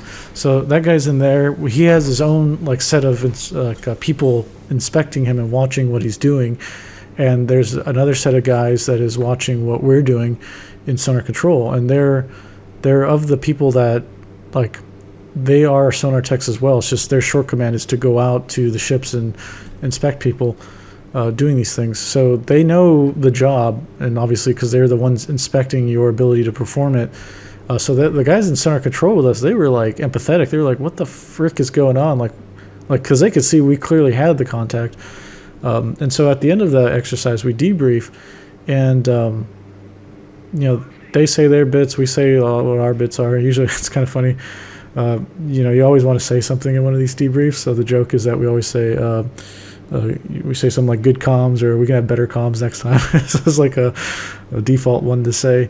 But yeah, they were like, "Why didn't you believe, or why didn't you believe the guys had contact?" He's like, "Oh, I just didn't believe them." And it's like, well, you don't have any evidence to like make that belief because you're so far away from the screens. Like, you have to trust your guys. And it was kind of like, damn, this guy thinks we're idiots or something, you know. And it's like, for him, this is a rotational job to be you know, a division officer of a sonar division, because they don't stay like that their entire career. They move on to other things, to other divisions, become department head one day, command a boat eventually, if they stay in. For sonar techs, you're in the sonar field your entire career until you get out of the Navy. You can cross rate, but then you're down to your rate, but you know your job. As you get more time and experience, you become a subject matter expert, and you know, it's important for like the junior officers to be able to listen to the guys that have been doing it longer than them. Okay, that land attack missile did not. Oh, did we? I wonder if one actually hit that thing.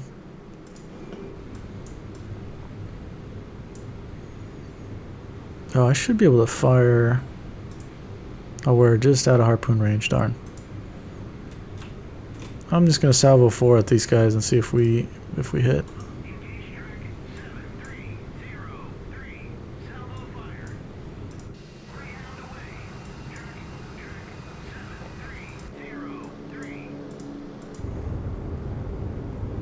Yeah, that ship is still going.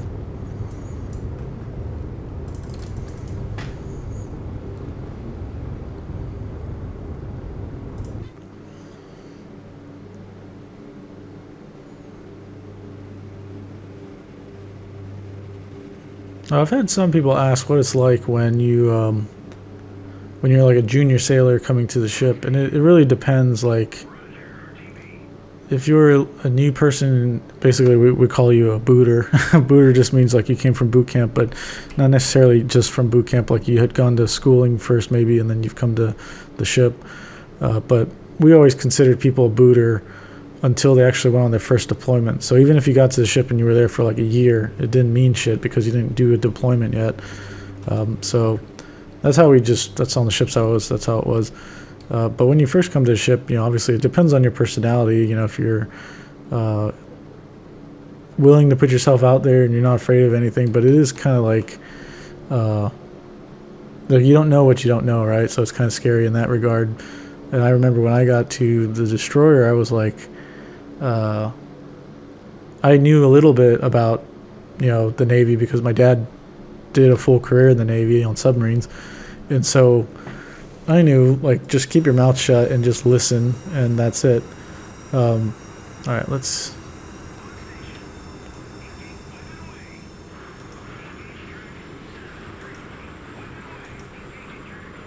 Okay. Yeah, you can RTB, but I want your wingman to stay over here with us.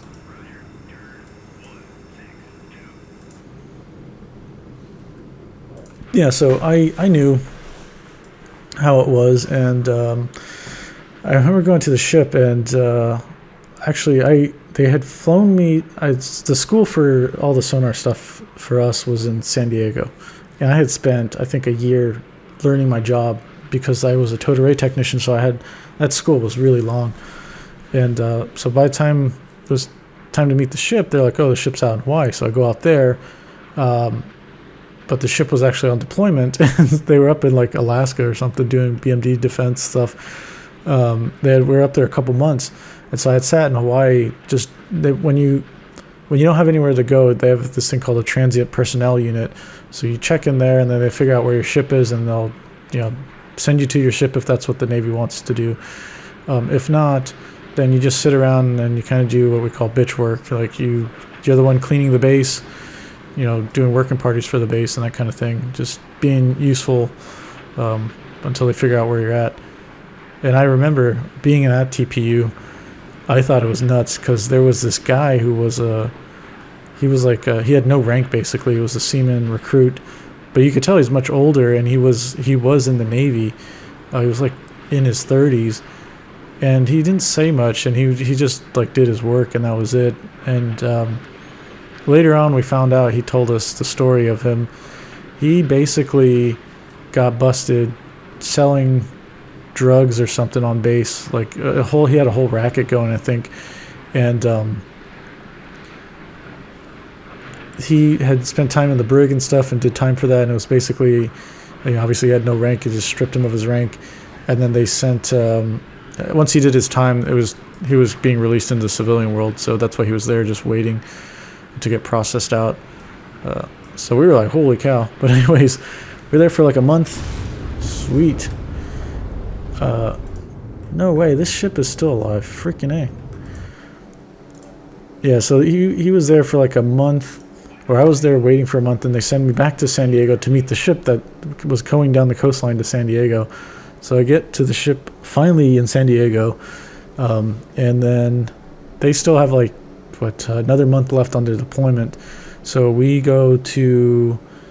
just do exercises like off the coast of San Diego, and that was my first time obviously being on the ship and being at sea and stuff. And I remember I didn't know what to do with my time, because I would there's just so many quals you have to get. Like the first thing you have to get is a maintenance qualification so that you can be a maintenance man, because it's important if you're a technician, or even if you're not a technician, to be able to work on stuff. And you have to be able to, you need to know the procedures on the ship to keep people safe, like how do you have it so you can work on energized equipment, like how do you turn it off so in a way that people know it's turned off and it's safe, that kind of thing. So we go and do that, and then do that qual. And finally, there's like this exercise with. There was another submarine out there, and it was a real submarine, so we were tasked to like find it. And they put me on the active console, and I didn't know. I mean, I only knew it from the operations training I got in school, but it was like a simulator. It wasn't like listening to the thing in real life, so I didn't have an idea of what an active contact really sounded like in real life or what it looked like. But I thought I found something, and I was like, okay. And then I do some things to validate it a little bit more. And then I tell the supervisor, and he just dismisses me, and he's like, no, that's not a contact. And I just believed him because he was an active guy, so I was like, he would know. And so I'm like, okay. But I keep getting like indications that it's something, so I'm like, I keep telling him, I'm like, okay, well, are you sure about this thing? Because it's saying, because I'm getting this kind of thing from it. And he's like, yeah, that's not a contact, don't worry about it. And I'm like, okay, well, I should shut up then. But for some reason, he was discussing it with my senior chief, and he, on that net, the captain normally doesn't listen in on it, but he was actually listening that time. And there we go.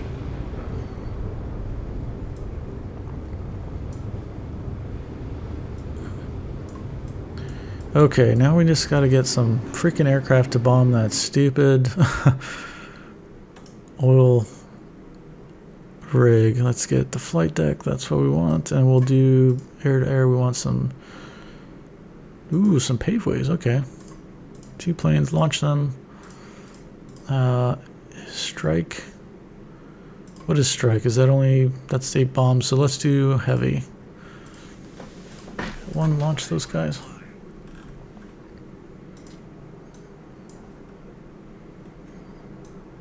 Okay, so we'll get the these guys up over here. Yeah, so the captain was listening on that net, which was unusual, but okay, this flotilla is sunk, so they're sunk now. We just got to do that stupid oil platform there. So he's listening in, and he tells them, okay, we can RTB this guy as well. These guys can just stay up to fight the Iranian aircraft. And so he hears that and he wants to go, and actually there's a helicopter that was kind of near that spot that I was looking at, and they tell the helicopter to go dip on it, and then they go dip on it, and then they actually get something. So I'm like, whoa, that is crazy. This is like my first underway, and I was like, no way did I find something. Because if you're a sonar tech, like the first time you get to a ship, you kind of question your ability, right? Because you don't know anything, because you came from school and you're like, how am I going to be able to do this stuff in real life, like not in a simulator? And so it was really nice to have that like validation, because they dipped on it and someone was there, and then afterwards the CO, I think he wanted to see me up in combat, so I went up there. And he told me, because he knew I was a new guy, because obviously the CO knows all the new check-ins. So he's like, good job, and keep at it. And then I went back to sonar, and I remember feeling like kind of scared, because I was like, this the supervisor's going to hate me because I made him look stupid, basically, because he said it was his system, and he said it wasn't a contact, and I continued to like say that it might be something, and then it was something, and then I got like a pat on the back from the CO, basically. And that guy I think he did not like me for the rest of his time on the ship. Luckily he wasn't there for a long time, he was rotating out. Yeah, it was the same thing. I had fixed something in one of my consoles down in sonar, and he thought when they were trying to help troubleshoot it, and there was another guy there that was working on that stuff, and then I started looking in the pubs and things like that, and I thought it was something else, and it was something else, and I fixed it, and I made them kind of look dumb. And they don't try to do that, but it's like, especially if it's your equipment, like you want to know your job, and so you I mean, on a ship everybody is responsible for their little bit of stuff, and I was always feeling like I didn't want to be the person that was like the weak link basically in the team, because if you get told to learn your job, you better learn it really well, especially for sonar. Like you need to know how to defend the ship, like in the underwater space, because so many other people are depending on you. The rest of the ship depends on you. Same thing, like the sonar techs depend on the air warfare guys to make sure that we can shoot down airplanes when they come our way. So it's like you're literally in the same boat. So I always took that to heart, and I was like, I'm going to make sure I know everything I could and be as good as possible with this job. All right, let's get our... Ooh, it's Hammerhead. Wow, still way too far away. Damn, all right. All right, let's speed this up. We got to get some planes going.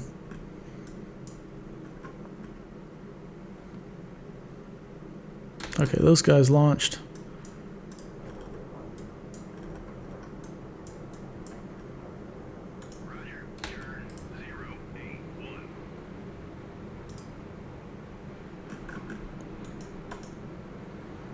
All right, I think that these guys are going to have to stay.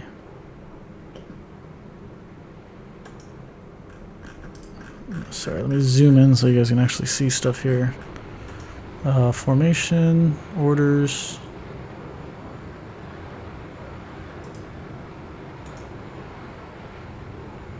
And then we'll want to... I think 6,000 will put them in the clouds, and we've got to be under... Yeah. Looks like the overcast deck is like 4,500 or something, so for the laser guided bombs, obviously we need to point the laser at the target and can't do that through the clouds.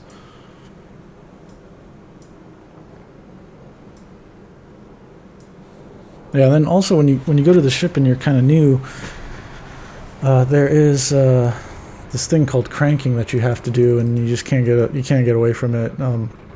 Cranking is when you have to work for the cooks. So you work in the mess decks. You, depending on what your job is, you clean the mess deck area up. You clean the galley up. You help the kitchen. You basically do all the cleanup stuff for them, so they can only focus on their cooking stuff. But they also help clean at the end of the day, because imagine serving 3 meals. In between the meals, the place has to be clean, especially at the end of the night when you shut down. It's got to be super duper clean, and they take that to heart. Like, if you're working as a cook, culinary specialist, or you're a crank, your day starts very early because you have to come in before breakfast, right, with enough time to cook breakfast and prep everything. Oftentimes there's they call it the night baker. There's an overnight cook, and they'll usually have a mess crank with them. I actually had that, which was the sweetest job. Because you imagine with the whole, if you're up in the daytime hours, it's nice because you sleep at night. And they sleep every night because they don't stand watch when you're cranking. You work in the galley every day, and so that's enough because you pretty much get done 8 o'clock, 9 o'clock at night, or 10 o'clock, and then you start again at like 4:30 or something, or 5. So depending on when breakfast is, and if you're a night baker, you get woken up in the daytime because that's when all the drills are and stuff, and you most likely have to respond to it because you'll be on a watch bill for some position that you have to do, but the benefit of it was that you're by yourself with the mess cook, like one of them, and they're literally like they can make other things, but most of the time they're just baking, and the major responsibility is once the guys are done after dinner, you take over with that one cook, and you serve mid-rats, so that's usually the meal. On ships it depends, like sometimes they have it at midnight, sometimes they have it at like 1 a.m. because the other watch, back then, I think the watch times are different now. The other watch should come on at 1:30, so you'd give them food at like 1. But if you had it at midnight, more people would actually eat it, so we always had it at midnight. And you prep that, you clean up for that, and then as a crank, I would clean all that stuff, and I would... a lot of times I would have to do all like the vegetable and fruit preps and stuff like that. But it's 90 days of that nonsense, and then when you're done. But it's hard on a new person because first you don't know anybody, and all of a sudden like you're working outside of your division, so you don't even interface with the people that you're supposed to work with. And at the same time, people are hammering you to like also try to get your quals done too at the same, while you have this 90 days outside of your division. And it's just difficult, especially if you're new and you don't know how things are running. You don't maybe necessarily know how to manage your time really well just yet. So I avoided it when I first got there because there's other people that were like, they were new before me and they hadn't gone yet. So, it's a rotation in the departments, I think. So some other sonar tech was the night baker and secured that for us. So I became the night baker. And then when I was done, I made sure a sonar tech was the night baker as well, because this is the sweetest gig. Mostly the benefit is that if your guy is the night baker crank, they can phone down to like sonar and be like, hey dude, tonight's like chicken nuggets or cookies are gonna be out, or fresh cookies or whatever, and they'll bring some down to sonar, or they'll make sure they kind of hoard some for your own division mates. So yeah, it was fun. That part's fun. A lot of cranking is not fun. At least night baking is better. And if you're in port, there's no night baker, so like you did all the meals and stuff like that, and you didn't have a duty section. So on Liberty it was nice because you got to go out every night basically. You didn't have a duty day basically, so that was pretty cool.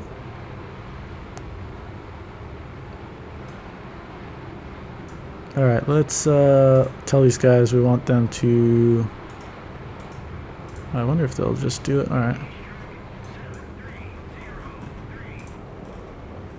Okay, 4 GBUs going on this thing.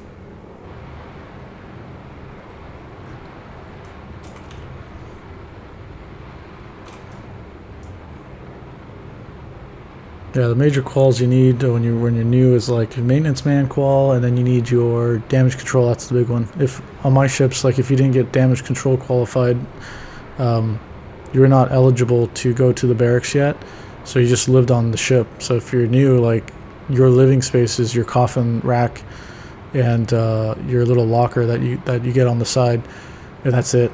So it's motivation for people to like get your freaking quals so you can get off the ship. On I think they do ESWAS differently now, but on my ships back then it was mandatory. It was like you had to have it by E5 rank, and if you didn't have it by then, you were considered dink, which is like what was it, like did not qualify or something like that, or whatever. They would give you extra military duties at like 6 o'clock every single day to make it painful for you, to make you want to get it. Before that, it was not mandatory, so like you saw like first classes and whatnot without any pin. At my time in the Navy, they had just made that change, and there was you would still see some first classes out there without any pin, and it was like, that was nuts. All right, here we go.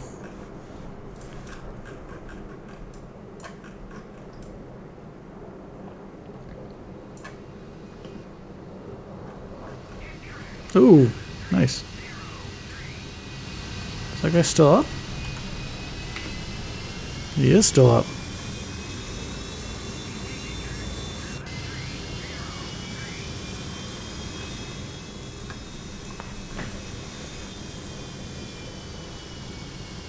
Yeah, the pin stuff is like, it's hardcore. Like you have to know everything about the ship, so you need to know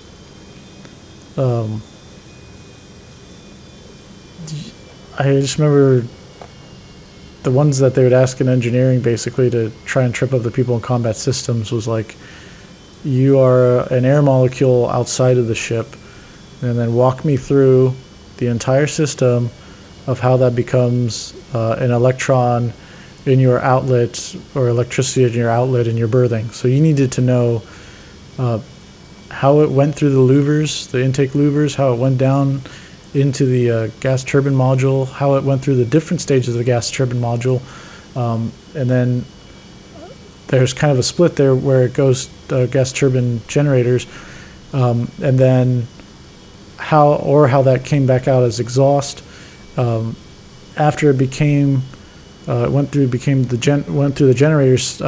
How did that go through like the power distribution system on the ship, like what switchboard and that kind of thing, and like ultimately what power panel to your berthing head. So it was absolutely nuts. And then we had an FC, a fire controlman, who was he was ESWAS qualified. He was a first class, I think, and he thought it was kind of like BS that the engineers would ask that, because it was like way super in depth. So he implored most of combat to do the same sort of thing to the engineers. And so they were asking for a long time. They would say, okay, you're an electron generated at the gas turbine module, gas turbine generator. How do you become like a pixel on this like Aegis radar display or whatever? And they expected you to be able to say like what pieces of equipment for the display group were and all that kind of stuff. And because of that, I think they got rid of that line of questioning, because the engineers all bitched about it. I was like, well, you guys were doing that to us for a very long time. And I didn't, we had sonar questions that we would ask people, and they were, obviously we couldn't go into classified stuff, because they'll getting your pin and stuff is not like any classified information. Or, take that back. This stuff that you wouldn't say out in public, so it's like official use only kind of information. But yeah, ours was more like, what's the difference between passive and active? Because, you know, some people without any knowledge of that stuff, then that is kind of confusing. And I always liked the cryptologist guys, the CTs, because their system is kind of similar. It's active and passive, and so if you understood that stuff, you can understand sonar, and vice versa. This thing is still alive. Oh my god, I just want this scenario to be over. Oh, jeez. Freaking A. Alright, let's take the B3 back out. Okay, this guy can go climb, go full speed. Yeah, Buster, please. Yep. Once he's within 65 miles, we're going to pump 4 harpoons that way, and we should be good. Oh, man.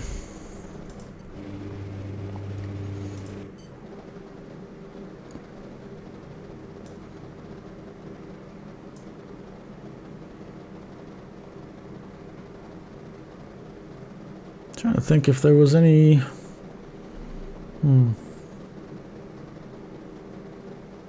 Oh, well, I remember there was this new guy that we had. He was a cook, and they put him in our berthing, which it was weird because Supply had their own berthing, and I think maybe they ran out of space or something. I just don't remember.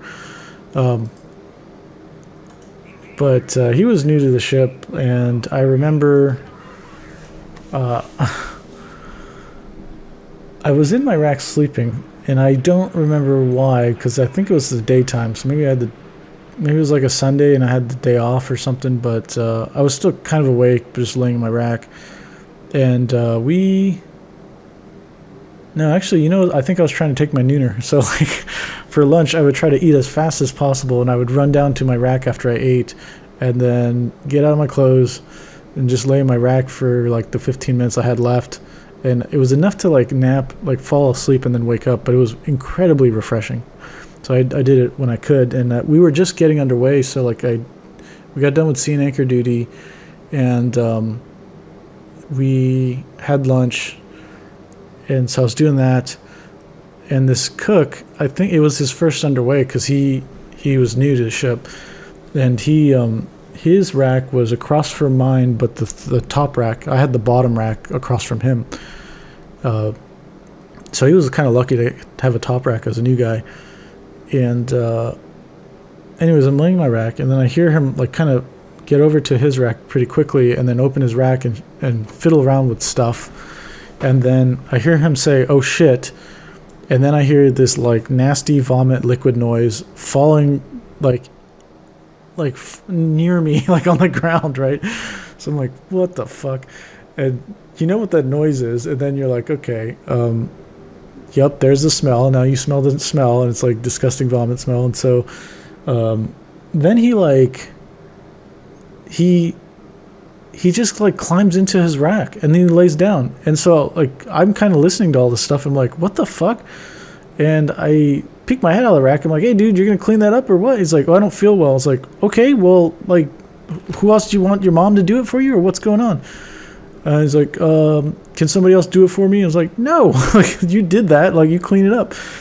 And so I got out of the rack, and then I called down to supply berthing because like, hey, your guy just like puked, and I think you need to help him out or whatever because he got seasick. And we just left the channel because in Hawaii, you leave Pearl Harbor, you're out in open ocean, and it's always like small craft advisory for boats.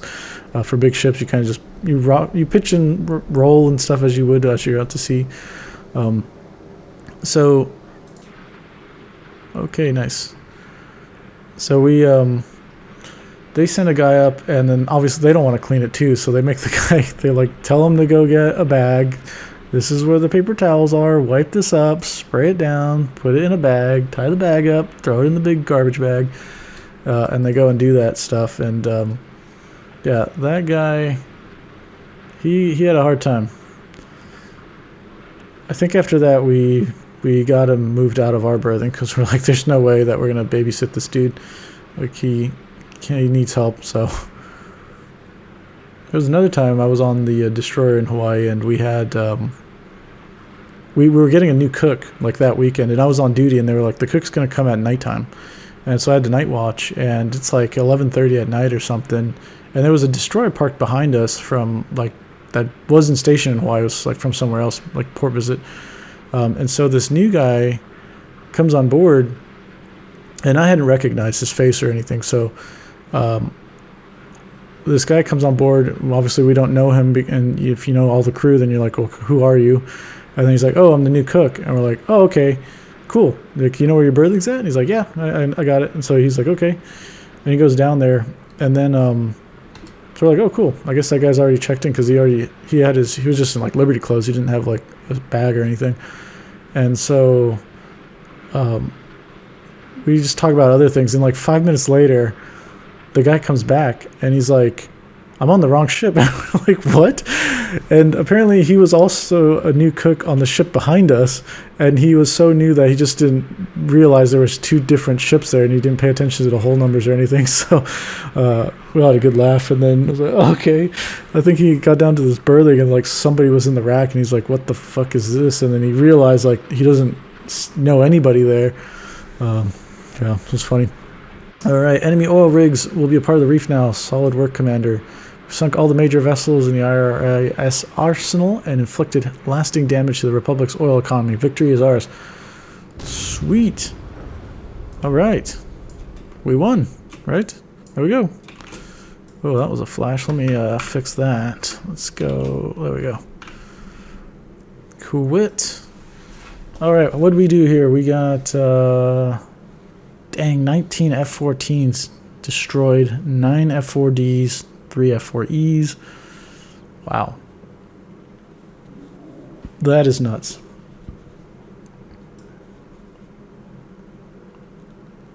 Oh, we lost. Oh, yeah.